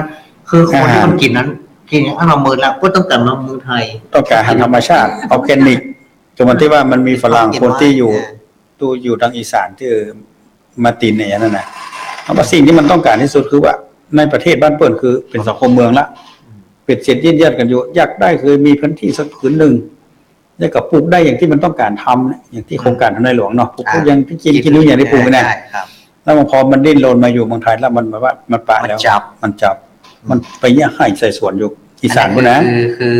เปิ้นผ่านกระบวนการตรงนั้นว่า นั่นมาก่อน อัเป็นของเบื่อละ ของเบื่อ สำหรับเปิ้น แต่เฮากำลังคิด จะติวจะโป้นเปิ้น กำลังโลดเปิ้น โอ้ เปิ้นไว้ละ เปิ้นไว้มา เฮาบ่ไว้เด้อใช่ เฮาก็เราจะไปหาเปิ้นอยู่ตรงนั้นชื่อเปิ้นใกล้แล้วเปิ้นเบื่อ ใช่ อ่ะ แล้วมันเฮาคิดว่ามันก็มีเปอร์เซ็นต์น้อยที่ลูกหลานจะฮักอีนะส่วนมากมันจะโลไปตัวกระแสนั้นถ้าให้น้อยแล้วมันจะลำบาก ทางนั้นเขาจะแยกจะได้ทำแต่ก็มันก็อยู่ที่การปลูกฝังของครอบครัว ครอบครัว มอง อืม วิสัยทัศน์หรือว่าเขาความ ถ้าเฮาเองเฮาฮู้ว่ามันกระแสบางอย่างมันชูบได้แต่ถ้าเมาทิ้งเนี่ยเฮาบ่ลุกขึ้นมาคิดทำอย่างบางอย่างมันก็ไปเวยกระแสแล้ว อย่างบางคนข้าราชการเรียกว่าทั้งหมดเนาะข้าราชการบางคนบางท่านนี่เป็นข้าราชการก็จริง แต่เพิ่นบัดทิ้งวิถีชีวิตดั้งเดิมคือเกษตรกร อืม ถ้าหากว่าวันธรรมดาปกติก็ทำงานราชการไป วันเสาร์อาทิตย์เข้าสวน อืม ทำการทำงานอยู่กับไร่กับสวน แล้วก็เอาลูกเอาเต้าไป บางทีบางครั้งหอบลูกของเราวันเสาร์อาทิตย์มาพร้อมหน้ากันบอกเข้าสวน แยกกันแบบจะให้จะสวนก็จ้าง มี วันปกติไปหน่วยงานราชการไปวันเสาร์วันอาทิตย์เอาหอบลูกของเรามาเยอะมาทำเดียวกันนี่บางคนก็เยอะอีน่ะ ใช่ ลูกก็ไปทิ้งวิถีชีวิตดั้งเดิมของตนเองแล้วตัวเองถ้าหากว่าถึงเวลาเกษียณอายุราชการอย่างแล้วเนี่ยเข้าให้เข้าสวนอยู่กับวิถีชีวิตแบบจะให้จะสวน ได้รับอากาศที่บริสุทธิ์กินอาหารตามที่เขาต้องการแบบพื้นๆบ้านของเขาโดยไม่ต้องไปร่นด้วยกระแสของสังคม ที่มันเป็นกระแสของการบริโภคนิยม หรือว่าวัตถุนิยม อืม ซึ่งตัวเนี้ยต้นบัทิ้งบอกว่าทำให้สุขภาพกายดีสุขภาพจิตดี ใช่ อายุยืน ซึ่งว่าบางอย่างนะคนในเมืองอาจจะมีเงินทองซื้อกินเองแต่ซื้อกินของพิษ อืม แล้วมันทำให้สุขภาพบ่ดี คนบ้านนอกเขาอาจจะไม่ได้กินของเลือดหรูแต่กินของที่บริสุทธิ์ คนที่อายุ สุข ยื ภาพ นอายุยืนแล้วก็มีความสุขอยู่ได้นะส่วนมากจะหันบางคนอยู่รอบนอก ใช่ คนรอบนอกเนี่ยหมายความว่าอยู่แบบวิถีชีวิตแบบชาวบ้านธรรมดา มันมีประเทศญี่ปุ่นประเทศจีนเนี่ยมันจะมีหมู่บ้านหนึ่งที่คนอายุยืนนะแต่มันอยู่ในดอยในเขาน่ะ อ่า เพราะคนเหล่านั้นจะต้องใช้เรี่ยวแรงในการทำการทำงานขึ้นลงการแล้วได้กินน้ำแร่น้ำอย่างที่บริสุทธิ์ คนเฉลี่ยแล้วอายุยืน น้ำสะอาดที่ ครับ แบบมีสิ่งเจือปนที่เป็นพิษ อืม เป็นภัย แต่คนเหล่านั้นไม่ใช่ว่าเป็นคนร่ำคนรวยอย่างไรแต่ก็มีสุขภาพ อายุยืนว่ะ เออ นั่นก็ มันเปลี่ยน นั่นก็เป็นธรรมชาติที่ว่ามันบ่งบอกถึงว่า อืม ในสังคมที่ อืม รอบนอกอยู่ห่างไกลยิ่งจะเป็นอยู่กับธรรมชาติกลมกลืนกับธรรมชาติ และธรรมชาติก็จะให้สิ่งเนี่ยดีๆกับเปิ้ล ใช่ โดยจะให้มีสุขภาพแข็งแรงสมบูรณ์โดยที่ทำแบบเบียดธรรมชาติ เอาง่ายลูกเขาลูกหลานเขาแต่ก่อนพ่อแม่เขาเคยอยู่กับดินกับหญ้าเนาะ อืม ทำมาหากินปลูกข้าวปลูกไม้ไปแต่วันนี้ถ้ากำลังทิพย์ลูกหลานเข้าไปอยู่ในเมืองไม่ได้สัมผัสกับมูลนี้อยู่คอนโดอยู่บ้านจัดสรรกินน้ำในขวดเปิดน้ำจากก๊อกแล้วก็กินอาหารใส่ถุงพลาสติกอ่ะทุกอย่างเนี่ยมันเป็นเคมีไปอย่างนั้น ในชุมชนรอบนอกเขาก็มีเหมือนกันลักษณะแบบนั้น อืม เราออนอายุ10 ปลายเป็นโรคเบาหวาน เลย เป็นโรคความดัน ใช่แต่ทุกวันนี้โรคที่เกิดกับคนโรคเดียวมันจะว่าเป็นโรคเพราะขาดแคลนอาหารนะอาจารย์ เป็นโรค แต่เป็นโรคเพราะว่ากินอาหารเกินหรือว่าเป็นอาหารที่มีพิษอ่ะ เป็นกินอาหารเกินและกินอาหารที่บรรทุกสุขลักษณะ ใช่ ละอ่อนเฮาก็ใจว่าลูกเต้านะสมัยก่อนพ่อแม่ว่าก็ใจว่าตัวเองขยายแต่ไม่ได้กิน อืม ก็มีส่วนนะ ใช่ เมื่อตัวเองใหญ่มาแล้วมีลูกมีเต้า แล้วเขาได้กินเต็มที่ เขาได้กินเต็มที่มาเกิดถึงว่าอันนั้นมันเป็นอย่าบอกว่าตัวนั้นมีพิษมีภัย อืม ในในโพธิการมันจะเป็นของสะสมแต่ว่าเป็นพิษเป็นภัยต่อระบบร่างกาย เป็นความดันเบาหวานอะไรอย่างต่างๆนานาเยอะแยะไปหมดโรคภัยไข้เจ็บเยอะแยะไปหมดเป็นโรคอ้วนเนี่ยหันมาเดียวเนี่ยโรคอ่อน แม่น อุตุ แล้วกับเพิ่นวิเคราะห์ตัวตะกี้เพิ่นมีข้อมูลเนาะว่าคนร้อนที่อ้วนเนี่ยนะ อืม การเฮียนก็อยู่บ่เต้าบัดนี้ถ้าร้อนผอมการสุขภาพ อืม การปฏิสัมพันธ์กันอย่างจะขาดไปเลย ถ้ามันจะทั้งหมดนะฮะมันก็เป็นบางส่วน แต่ส่วนมากเพิ่นคิดเป็นเปอร์เซ็นต์ไง อ่า ว่าร้อนนั้นเฉลี่ยแล้วมันจะ แต่บางคนนี่อ้วนก็เก่งนะ เก่งแต่ว่า ส่วนมากก็จะเพราะหนึ่งร้อนขาดความมั่นใจเนาะในการเข้าสังคมกว่านี้หรือว่าการเคลื่อนไหวจะไปเล่นกีฬาเล่นอย่างนี้มันก็มันถ้าเพิ่นถ้าเป็นโรคอ้วนนี่นะ อืม เพราะนั้นแปลว่าการที่ปล่อยให้เราอ่อนอ้วนนะก็เป็นผลเสียมากกว่าผลดี ครับเอาพ่อพระครูลองว่าอย่างไรครับ เปิดสาย เปิดสายเนาะ เอาเปิดสายวอ เปิดสาย ได้เวลาเปิดสายญาติโยม อ่ะ ตอนนี้จะเปิดสายแล้วเนอะ โซน 052010084 084ครับผมบอกมาได้นะของกลางเลยอ่า ฮะ 052010084เนอะตั้งใดจะมาก่อนเป็นเบอร์หนึ่งอาจจะเปิดสายให้กับท่านผู้ ญา ฟัง ติโยมพอเข้ามาเบอร์นี้นะเบอร์ที่กูเตือนนั่นแหละ052010084สายแรกไผ่ก็เนี่ยกำลัง ตั้งใดจ้าเนาะวางสายแล้วเนอะสายแล้วมาแล้ว เชิญโทรเข้ามาเด้อญาติโยม เจริญพร ไหว้เจ้าเจ้า เอาไม่อ้วนกัน แม่ แน่ อ้วนคะโอ้เริ่มพรจะไม่อ้วน น้ำเบอร์วันนะ อันนี้ขอเอาก่อนเจ้ามาเจ้ามาตามเจ้า ได้แต่เนาะ เจ้าอันนี้ขอเลยขอเอาก่อนเจ้าเจ้ามาตามเจ้าผู้ที่อ่านเมาก็แบบลำยาวไว้ขอเจ้าอีก ได้แต่ โมทนากับ เอาไว้ แม่ จะ อ้วน เอาไว้ เป็น จะ มือโปรเนาะ เจ้า เอานี่ไปจะได้พ่อฟังแล้ว วันนี้เด้อไอ้เข้าใจดีเนาะที่วันเรียกไปว่าไปไหว นะ ไปจ้ะชุดประจาเลย เรื่องภาษา เจ้าไปชุดประจาเลย ไปเขาไปดาหรือว่าไปเจ้านี่มันจะแควนกับไปขวายนี่มันมาเป็นหน้า จะได้ ใช่คำแก้ประจำเรื่องเที่ยวกันเอาไปเจ้านี่สบาย อ่าน เรามองไปเจออันนั้นเด้อไม่วันเด้อวันเจ้านะ ชุดประจาเลยจนออกเลยไปแบบไปใส่บ้านเทโมดำจ ดีละเอาภาษาแล้วก็ไปวัดอยู่เนอะไปว่า ำเจ้าไปตัวไปก็ถือไปส่งข้าวถ้าคนมาไปปักกุมาไปส่งข้าว แม่อ้วนอย่างเขาว่านะออกภาษาละพระเจ้าแจ้ง ไหว้แต่เจ้า ภาษาละพระ ข้า เจ้าม มันหนูกับข้ามมาก่อยเด้อ อ้าวตู จะเริ่มปอน ไม่ควรวัน สายแรกแม่วันให้ว่าสัน เป็น สา สาย ย แร แร ก กเนาะ ครับ 052010084 สายที่สอง จากทางใดจ้าเนาะเจริญปอน ไหว้สาเจ้าท่านพระครูสามลูกสามจนสามองค์เจ้า แม่โทรจากที่ไหนรายงานตัว โทรมาจังหน่อยแม่ ตามแม่ปณีฝางเจ้า แม่ปราณีบ้านไหนอย่างฝางแม่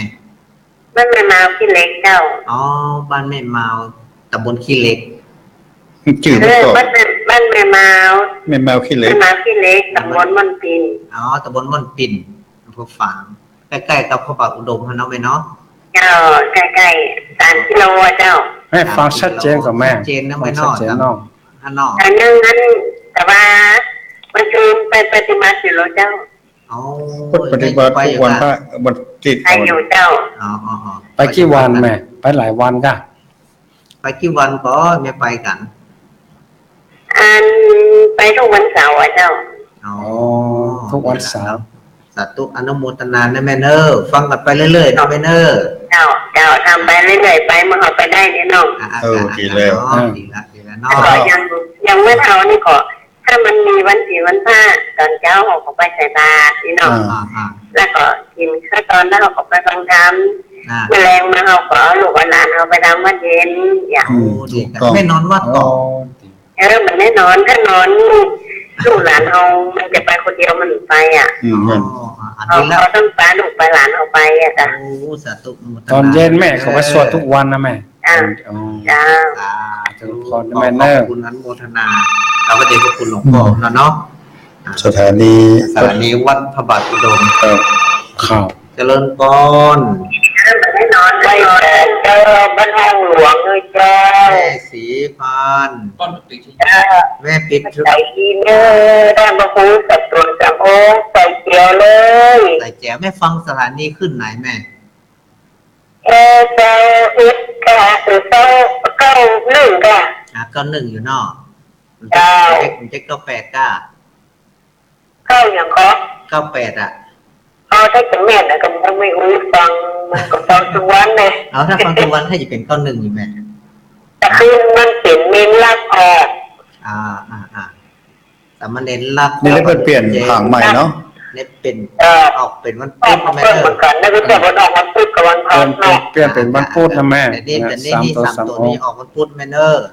เจ้ากำลังใจเนยจะฟังตลอดเนย เจริญปอน เจริญปอนเนาะแม่สี ขอให้แม่อยู่ดีมีสุขนะแม่เนอฟังทุกวัน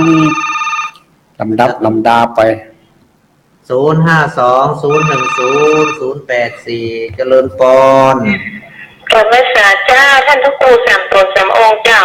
เจริญปนแม่โทรจากไหนรายงานตัวห ไม่ น่ ใส่ทอง อย หนูแทนพี่น้องให้การยังไม่ใส่ทองเจ้าต้องใส่เจ้าเขาแล้ว ไม่ใส่ทอง จะขอฝากก่อนที่ว่าครูสถิตว่าตะกี้เนาะ ว่ามา อ้าว เจ้าขออนุญาต อันอารามดีอารามงามดีต้องมีพระหากโยมละทรงเข้าก็เศร้าหมองหากไม่เห็นเศร้าเดี๋ยวก็เศร้าไม่เห็นรับหายไม่มามองพระคงต้องอยู่ไปไม่ได้นาน ออกพรรษาข้ามคงละ คุณยาน ดาวไปเห็นแม่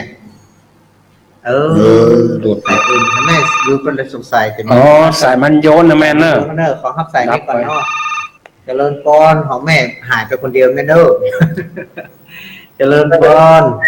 สายมันหลุด ครับขอพระวสาครับผม เจริญปนไปอ้ายว่าจะได้ไปไอ้สมอน เป็นเกลือใส ไปไอ้ตุ้ยที่สมอน ครับผมครับ ว่าจะได้ ถ้ากำลังใจนอกพี่ไอ้กะอ๋อ ครับผม ไปไอ้ตุ้ย โฆษณากับพี่ไอ้เดี๋ยวเนอะฟัง เจนนอ ครับผมครับผม ยินดี วันนี้ไปทำนายพ่อของจ้าพี่ไอ้อะ สาธุนอ พระวสาครับผม อันหมดทำนานเด้อ ไปไอ้ตุ้ย เสียงชัดเจนในนอกพี่ไอ้เนี่ย ตะกี้ขอเอาไปของอันแม่เนอมันหลุดไปเจริญปน ไว้ท่านครูอาจารย์และปราโมทและท่านครูวิทยาประมูลครับ โควิดแก โอ้เจริญพรโยมโควิดโดยหลังท่านบรรโฮ บางคืนกับ8.5มันต่างจากที่ว่าหายไปหลายวันแล้ววันนี้แมลงไปที่บางคืนก็อยู่กระโดดมันท่านครูพิวัตรแต่ว่าก็จะเริ่มขึ้นได้แล้วเนี่ย อ๋อเดี๋ยวนี้ฟังอัน98นอกก็เนาะ 98นะครับ 98นี่ชัดเจนนะบ่เนาะ เลยครับ ใส่เจียวน้ำมันใกล้ท่านเลยเนาะมันข้ามน้ำปิ่งมันหน่อยเดียว แล้วหลังกันยาบ้านผมมันอยู่สูงนะมันใกล้เนี่ยกับวัดไปตองตากันแค่10 กิโลอ่ะ เนี่ยนะ อ๋อใกล้มันเนาะ ใกล้กัน ครับ96ครับและไข่เดียวเหมือนกัน โอ้96 ดี กับ98 ได้ฟังได้ฟังสอง ค คื รั น บได้กู้ขึ้นนะครับเพราะว่าแมลงในที่กับ4 โมงเกินกับฟังท่านพระครูเมฆกับท่านพระครูพิวัตรนะครับ อ๋อชัดเจนเนาะ 96 ครับชัดเจนนะครับและการพระครูว่าอยู่สูงมันได้เปรียบมาบ้านเรา มีอะไรอยากจะเพิ่มเติมก็จะ วันนี้ปัญหาอยากจะถามเจ้าหัวรอเอาไว้วันพุธหน้าก่อน สาธุ วันนี้ขอเป็นกำลังใจให้ท่านพระครูทั้ง3 ลูก3 ตนนะครับเนาะ โฆษณาเด้อ สาธุโมทนาเนาะเป็นไงโควิด ขอให้ครับเป็นการสาธุครับ เจริญพร สาธุเจริญพร ให้ สายต่อไปทุกเข้ามาเด้อ เข้ามาเนาะ052010084ฟังสายแล้วกันเนาะว่า เจริญพร เจริญพร ใช่ค่ะเจ้าพระองค์ อันนี้ฝ่ายจ้าน้องอย่างนี้ ร้องใบเตยร้องเพลงเก่าเจ้า น้องใบเฟิร์นน้องครัวกาวโอ้ ไอเตยเจ้า น้องใบเตย น้องใบเตย ไม่ใช่น้องไอติมก่ะน้องไอติมเหมือนเลย น้องฟังเตยผ่านห้านน้องฟังเตยผาย ร้องกับพระอันกับพระสันติเจ้า เอาฟังกัน3 คนได้ ร้องน้ำดิบ เอามาน้ำดีเพียกอ่ะ เจ้า อ๋อน้องฟังเตยผา กับ ย ยายกับยายจันเพ็ญกุราศีเจ้า อ๋ออยู่ที่บ้านของยายจันเพ็ญกุหลาบสีค่ะ เจ้า โอ้สัตว์ตัวเนอะฟังกันท่านอยู่เนอกหลายคนเนอก เจ้ามาถึงหมู่กันเจ้า ยายจันเพ็ญไปได้ห้องสบายดีแล้วบอ สบายดีเจ้าแต่เดี๋ยวนี้กัดเจ็บไข้เจ้า ขอเป็นกำลังใจเนอะ น้องใบเตยอยู่น้องใบเตยอยู่ปออย่างแล้วเนี่ยอยู่ปออย่าง ไอ้เนี่ยประจำมาได้ แล้วสบายดีเนอะ สบายเจ็บหัวเข่า เจ้าของเขาไปไหนมาค่อยลูกกะ เจ้า เอา อยู่กับหลานเนาะ อยู่กับหลานน้อยหลานน้อยไม่เอวหาเนอะมันนอนเทกะ เจ้า เอายินดีจะ แล้วไม่รับ อ๋อสาธุเนอเสียงหายไป อ้าว กลับไป อนุโม ใส่ ทนาเนอกขอ ครับ เสียงมันหายไปแล้วขอตัดสายเนาะยินดีกันนักเน ภาษาต่อไปโทรเข้ามาเนอะ แม่จัดเพนกุหลาบ 052010084ครับ เจริญพร พระเจ้า อ้าวรายงานตัวจากทางใดที่ไหน บุญฝันบ้านหนูโป่งบ้านเหนือเจ้า แม่บุญปาน บ้านนี่ก็ เจ้า บ้านสันโป่งนี่กะ แม่โป่งบ้านเหนือ บ้านแม่โป่งอำเภอบางเหนือจังหวัดลำปางนะแม่เนอ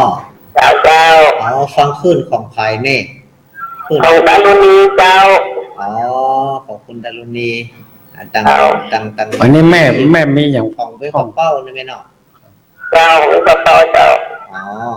แม่ฟังตัวไผ่ฮั่นหลายก็ฟังตังปุ้นกันหลายก็ อยู่คุณเดี๋ยวเจ้าไปนี่มามันอยู่ในเจ้า อ๋อกะมาเปิดฟังนี่กะ เจ้าก็มาเปิดฟังก็ไปปฏิบัติธรรมมาเจ้า ไปปฏิบัติธรรมที่วัดไหนแม่ วัดหนูโป่งเจ้า วันแม่โป่งบ่โป่งกัน ปฏิบัติบ้านหนูโป่งเจ้า วันแม่โป่งเนาะยินดีจะนั่งในแม่เนอร์ดีว่ากันแม่มีอย่างเพิ่มเติมก่อ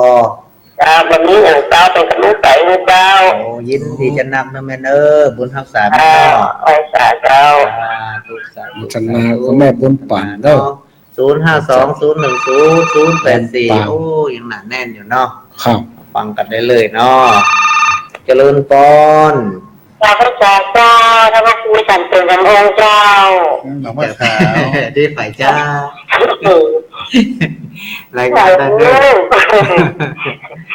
ก แม่ไม่หลงสายฝน นี่ไม่หลวง Phải นะ mà bố đưa โอ้เสียงไม่หลวงนี่มัน ถือได้นะ แต่ว่าไม่หลวงด้ว วัน ย นี้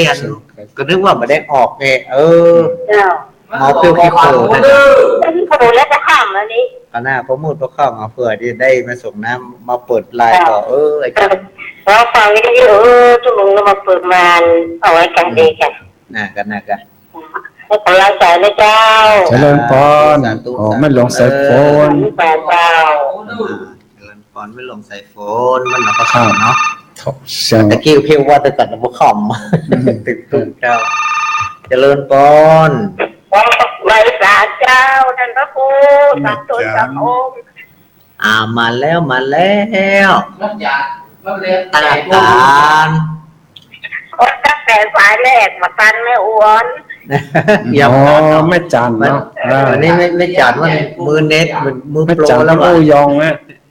แม่นบอก ตกไปแล้ว มือตกกันแล้ว โอ้ที่ด้านพระครูเรื่องงานเรื่องโรงงานน่ะแม่ไปหันมาหลบงานหลวงปู่ทองเลยนะ อ่า คนที่ไปทำบุญร่วมทำบุญน่ะเกือบไม่ได้กินอ่ะ เนาะ โอ้ คน ค อื่น น นะ ที่เขามาเอานะเขาดูถุงจัดใหญ่กึ่งถุงอ่ะ อ่า แต่พระใจใส่ชุดขาวนะ ก็มัน ที่ไปร่วมทำบุญเลยลงมานะโบโตเขาเอาใส่โอ้ยถุงจัดใหญ่อย่างนั้นก็มีครับ อย่างคนเท่าบอกเก่าก็ถึงว่าท่านกินใหญ่ท่านหลวงมันจะมีเพจมีผีชุดนั่นแหละเอาส่วนบุญนั่นแหละ อะไรตั้งใจมาเอาแต่เนาะ ก็ปล่อยให้คนไปนั่นแหละเนาะไปอย่างละ มันแล้วไปละ แต่คนที่ไปร่วมทำบุญลงมาอ๋อได้มาคนก๊อกสองก๊อก คะแนนว่าขึ้นสีขาวของเฮาที่ฟังรายการอยู่นี่จะไปเยี่ยมไปทางอยู่เพื่อนโอ้มันประสานเขาแล้วเอาอย่างสองอย่างเอาก็อิ่มแล้วเนาะ น่ากันมันก็อิ่มเนาะ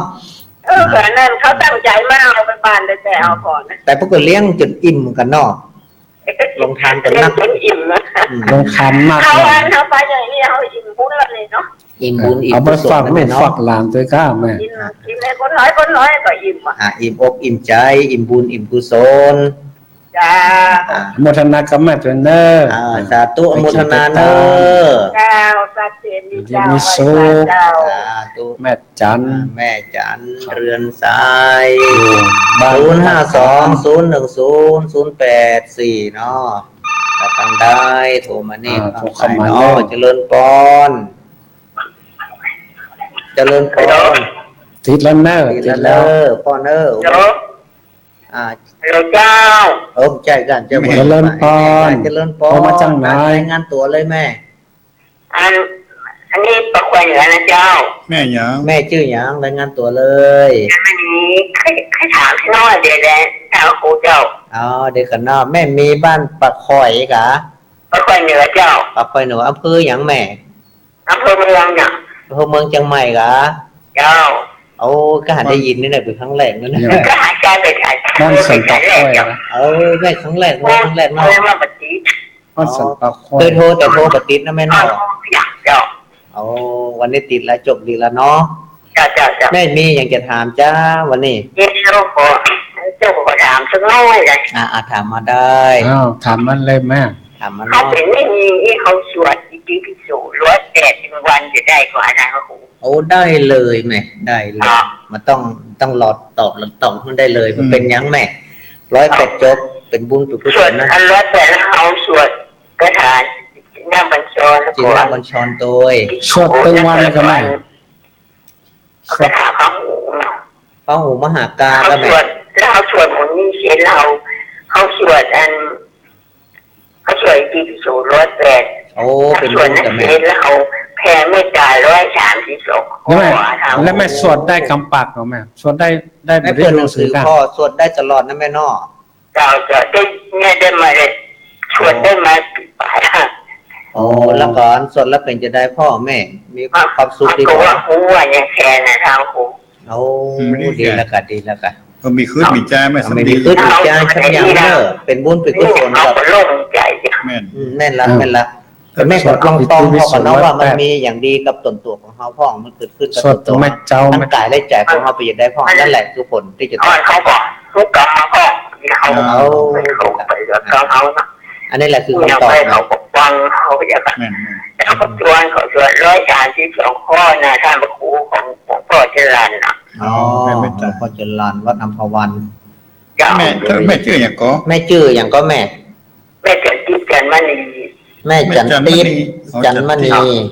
เจ้า จันติด คือจะพูดจะเลือกได้หลายเดือนแล้วมันแบบชี้ได้ทางหู อ๋อ แม่ฟังสถานีอยู่ แม่ฟังสถานี96นะแม่นอ เจ้า เอายินดีจะนักเนื้อมาเนอ ฟังตะวันน่ะถามว่าโหที่ คนใดก็ฟังเนาะ ดีละ เรียกของม่อมเมื่อขวันเมื่อ ตั้งแต่เจ้าหมื่นแล้วก็ตี3ตี4แล้วก็ ก็ แม่ จะไปได้ฟังเจ้าฟังเมื่อขวันนะครับ ถ้าวันไหนได้ฟังนี่รับสบายนะแม่เนาะ อันยินดีนะแม่เนอ คนไหนที่ว่าได้ฟังนี่นอนบ่หลับนะ เจ้า ยินดีจะจันนักนะแม่เนอ แล้วเขาช่วยอันนี้มันเป็นอย่างเนาะ เป็นอย่างแม่บอกขึ้นมาจ้าสักอย่างเป็นบุญเป็นกุศลอย่างยิ่งเลยแม่ เจ้า เอาทำไปเรื่อยๆนะแม่เนอ เพราะว่าเขาเป็นไม่มีเขา เอาเหมือนกันเกี่ยวแม่ไม่ยิงหัวใจได้หมดแม่เนาะอ่อนคนใหญ่ได้หมดเนาะ เจ้า ยินดีเนาะสาธุสาธุสาธุ อนุโมทนาคำแม่เป็นเนอสวดอิติปิโสทุกวัน อนุโมทนากับแม่นักๆเนอ ครับ 052010084ขอรับสายเนาะเจริญปอน เจ้ากับไม่ซาเจ้า แม่โทรจากไหนรายงานโต ต้องไฟได้เดนจ้า ต้องไปด้วยแดน แม่หยังก็ แม่สังก็ ไม่ใช่ที่จ้า แม่สายพีน แม่สายพีนอ๋อ แดน ชัดเจนเลยเนาะแม่เนาะ ชัดเจนเนาะฟังชัดเจนกับ ชัด แม่ เจน จ้า แม่ฟังขึ้นไหนอย่างนี่ตังโดยแดนนี่ ซึ่ง91เจ้า 91เนาะโอ้บันเวียง 91นี่ยังฟังได้ชัดเจน เป็นประจานมีแม่ใครใต้ไหนนี่จะห่อไข่ไปตัวเจ้า อืม เพราะว่าเวลาตามลงมาแล้วมันประจานเปิดนะเจ้า อ๋อ ห่อข่าวไปตัว อันนี้เป็นเพราะว่า การพา ท่า ด นได้ทั้งบุญทั้งกุศลแม่ การ บุญ พาด ก็ได้บุญที่ความอิ่มใจแล้วก็กุศลความฉลาดในการที่จะบริหารตัวเอง เตรียมความพร้อม เตรียมพร้อม เจ้าไปเจ้า โอ้สุดยอดไงเอาต้องหวังรอจากคน รั อื่ ก น ใจเนอะ ยินดีจะนั่ง โม กับ ท แม่เน นา อ เนอแม่สายเพล กับไม่ซาเจ้า บ้านท้องฝายโทรมาแล้ว มีอย่างถามเนาะก็ยินดี โมทนา จัด ครับแม่ นักนะ052010084เนาะเจริญปอน ครับแต่ว่าตามทุ่มเด้ โอ้ อ เจริญปอนก็รู้ว่าไม่ได้โทรหากันจันเมินแล้วแน่ con luống sông quạ chạy quạ ฟังกันนอนหรอก ก็ ฟังตลอด ก็ เนาะ หลวงนะ หายไปเมินแล้วเนี่ยไม่โทรมาเนี่ย น้องเฟิงรับไปแล้วก็ เดี๋ยวมาใส่บาตร ตบัดเทโล ฟังฮันเนาะพอดีว่าวันนี้บ่ได้เอาโทรศัพท์มา แล้วพ่อหลวงงานมาใส่บาตร เราจะพูดเรื่องงานวัดบรรดหลวง คน มีงานบันไดอย่างใดพ่องพ่ออู้ไปเลยเนาะได้บอกบุญตัว ครับ งานตั้งทำหลวง ต้องทำหลวง มีวันที่ได้พ่องก็งานตั้งทำหลวงงานของประเพณีตัดกฐินของหลวงปู่ คุณจำมาได้ดีไปที่ข่าวผมว่าโรงพยาบาลคุณ ถ้าอาจารย์ก็ครูผู้กระทรวงเพื่อทางไลน์แต่วันนี้ไม่ได้โทรศัพท์มาก็เลยไม่ได้อู้ทางรายละเอียดเนาะ อ๋อแต่พอเราเห็นเป็นกระโอ้แล้วกันมั้ย กระถิ่น วันหน้าเนาะวันหน้าก็ได้ถึงหมื่นหรอ ยังเบอร์อยู่เนาะ ครับจะเด้อวันลงคุณแล้วครับ ชัดเจนเนาะอันผู้หลวงฟังขึ้นได้ ขึ้นข้อหนึ่งเลยกัน ก็หนึ่งเนาะให้เช็คก่อนสถานีใหม่ของเราได้ก็แปดทำได้ก่อนก็เป็ดเจ็ด ถ้าได้แต่ว่าหมดค่าตีเท่าไหร่ อันนี้ เขา ก็ ต้องตีบางคน ก็ยินดีเนาะ ครับกับไว้สา เจริญพรพ่อหลวงสมบัติได้เจอกัน โดง ใหญ่กว่า ใจวางบันดงเนาะ บันดง บันดงหลวงบันดงหลวงเนาะ เอาสายต่อไปเราเข้ามาเลย เนาะโทรเข้ามาเนอะ052 เอากี่สายดีครับ 084 เอา15สายได้14สายละ ครับไม่ได้ไม่ได้ เจ้ากับมาตรการเจ้า เจริญพรแม่โทรจากที่ไหนรายงานตัวหน่อย แม่จงดีเมืองฝางเจ้า แม่จงดีบ้านเมืองฝางบ้านไหนอย่างแม่บ้านเมืองฝางนี่ วัดพระบาทอุดม บ้าน โด ด น ง คนไปที่อยู่อ่ะ แม่ปิดยืดให้เราฟังตังโทรศัพท์แม่นอกเสียงมันสะท้อนปิ๊กมาอู้กับใครรู้เรื่อง รีเสียง แม่ เนาะ ฟังโทรศัพท์เนอะ แม่อยู่ในวัดเลยกะ เจ้า ช่วยงานกันในวัดเลยเนาะ เจ้าวันนี้โทรติดละ ติดแล้วนะ ติดยากขนาดเจ้า ติดยากขนาดเด้ยินดีจะนักดำเนินในวันนั้นไปที่ไปยันธรรมสัญจรพิเศษนะนี่แม่อยู่ทางห้างในงานไม่ได้ได้รางวัล ได้รางวัลอะไรอย่างวันนั้น เจ้า สาธุในมือเนอ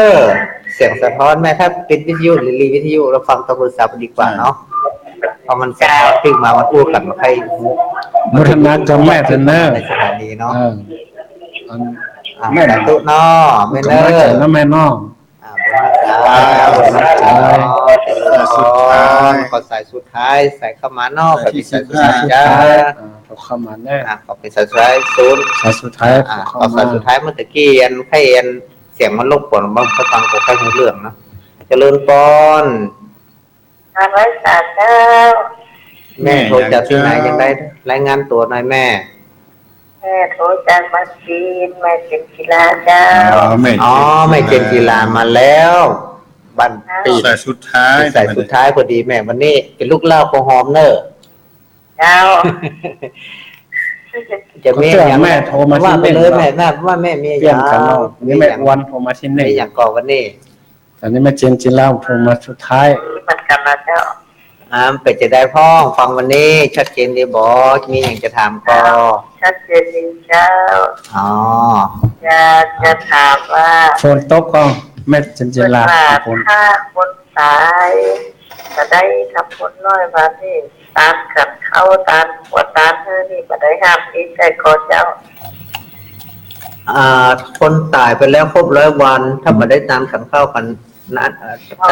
มาพอครบ100 วันจะถึง100 วัน มาเป็นอย่างแม่ตั้งก็ได้นะกะเพราะปกติแล้วพูดตายไปแล้วนี่รอพับอย่างเดียวคือส่วนบุญ มันจะมี7 วัน50 วันอ่ะแม่ อย่างที่ครูบาอาจารย์ที่เพิ่นเสียนี่ก็ดีเนี่ยเพิ่นสตับ5 วัน7 วันก็มี50 วัน ทำบุญสตับ ปัจจุบันแล้วก็100 วันก็มีแม่มาถึงก็เป็นอย่างทำได้ครับเหมือนกับว่าเฮาตามในตอนที่เพิ่นตายใหม่ๆแล้วก็ตามเข้ากันนั้นถือว่า1 วันก็เป็นอย่างแล้วแม่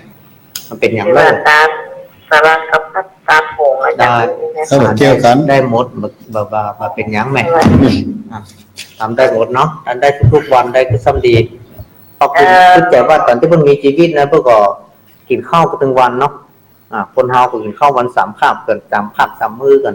แล้วนั่งกันจะทำบุญคือกับคนตายเนี่ยมันจำเป็นต้องรอถึง50 วันหรือว่า100 วัน เนาะ เห็นจะเป็นว่ารอบไม่เจ้า ขออนุโมทนาด้วยแม่เนอ สาธุ ทำได้ไปเรื่อยๆนะแม่เนาะ รอบไม่เจ้าปิดต้องไงเป็นรอบมากกว่า อนุญาต เป็นเชื่อม ยกหูเนอย ก ครับทวนสายวันนี้เนาะคืนวันพุธที่16 ตุลา ครับ ทั้งหมดอยู่15 สายสายที่1แม่อวนบ้านสันขวางสันติสุขตำบลไร่หล่อนี่เป็นสายแรกเอาสายที่2แม่ประณีบ้านแม่แมวขี้เล็กอำเภอฝางสายที่3แม่สีพันธุ์บ้านห้องหลวงอำเภอบ้านห้องจังหวัดลำพูนสายที่4แม่สายทองบ้านห้วยการอำเภอบ้านห้องสายที่5ยมตุ๋ยบ้านเหล่าปากก๋อยประสร้างลำพูนเนาะสายที่6ยมโควิดบ้านดอยหลังถ้ำอำเภอบ้านห้องสายที่7ป้าน้อยไม่ใช่น้องใบเตยบ้านร้องเครือขวาว จะมานอนบ้านน้ำดิบเลย อ๋อครับมานอนบ้านนันบีเกิดยายเนาะโทรจากที่ยายที่น้ำดีไปเนาะครับสายที่8แม่บุญปันบ้านแม่โป่งอำเภอวังเหนือจังหวัดลำปางสายที่9แม่หลวงสายฝนบ้านหนองผาขาวประสร้างลำพูนสายที่10แม่จันแม่จันเลื่อนสายบ้านตากาญอำเภอสันปะตองสายที่11แม่ติ๊บจันมณีบ้านจันมณี แม่จันติ๊บแม่จันมณีบ้านป่าคอยเหนืออำเภอเมืองจังหวัดเชียงใหม่ถามได้อาจารย์เพิ่นตอบไปแล้วเนาะสายที่12แม่สายพินอันนี้สายพินต้องฝ่ายเนอร์โดยแดมใช่ฝ่ายสายพินต้องซ่านหน่อยให้สายอำเภอบ้านโฮงสายที่13ผู้หลวงสมบัติใจวางบ้านดงหลวงแล้วสายที่14แม่จงดีบ้านพระบาทอุดมอำเภอฝางสายที่10อยู่ในวัดนั่นเลย อ๋ออยู่ในวัดครับเนาะสายที่15แม่เจนจิราบ้านปิ่นดอกคำใต้จังหวัดพะเยาถามนี่อาจารย์ท่านครูตอบไปแล้วเนาะครับทั้งหมด15สายเนาะอาจารย์ท่านพระครูลารายการครับผมเวลาเสี่ยงแล้วเลยขอนิมนต์ท่านพระครูไปว่ามุขครับบทเราต้องปิดอ๋อ ประธานครับขออนุโมทนากับญาติโยมท่านสาธุชนผู้ฟังที่ได้เสดับตับฟังมาตั้งแต่ต้นถึงอวสานละวันนี้ก็เวลาที่จะล่ำลาญาติโยมศรัทธาตั้งหลายไปก่อนทุกท่านทุกคนที่โทรมาให้กำลังใจบางทีบางครั้งก็การพูดกันจากันมันอาจจะผิดถูกพ้องวันนี้มันเปลี่ยนเป็นวันพุธมันจะว่าพุธชินแลนด์เนอะพุธดีเนอะวันนี้เป็นวันพุธท่านอาจารย์พระครูพระครูพระเวทนาภิกรมว่าให้มาออกวันพุธด้วยกัน3 ตน 3 องค์ทุกวันพุธประจำเวลาเนี่ยแหละก็วันนี้ก็ได้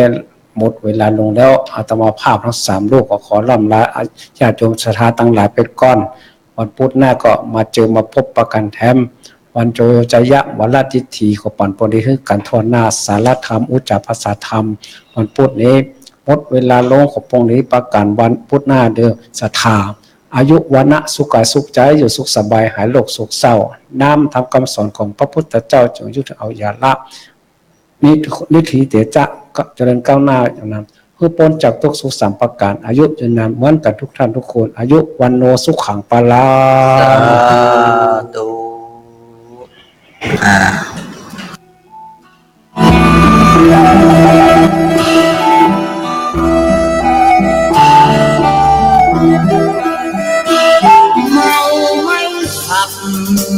แล้วจะกลับอย่างไรกลับไม่ได้ก็อย่าเมาอยากมีชีวิตยืนยาวต้องเมาไม่ขับเมื่อขาดสติอย่ารีบเดี๋ยวจะสะดุ้งเสียเลือด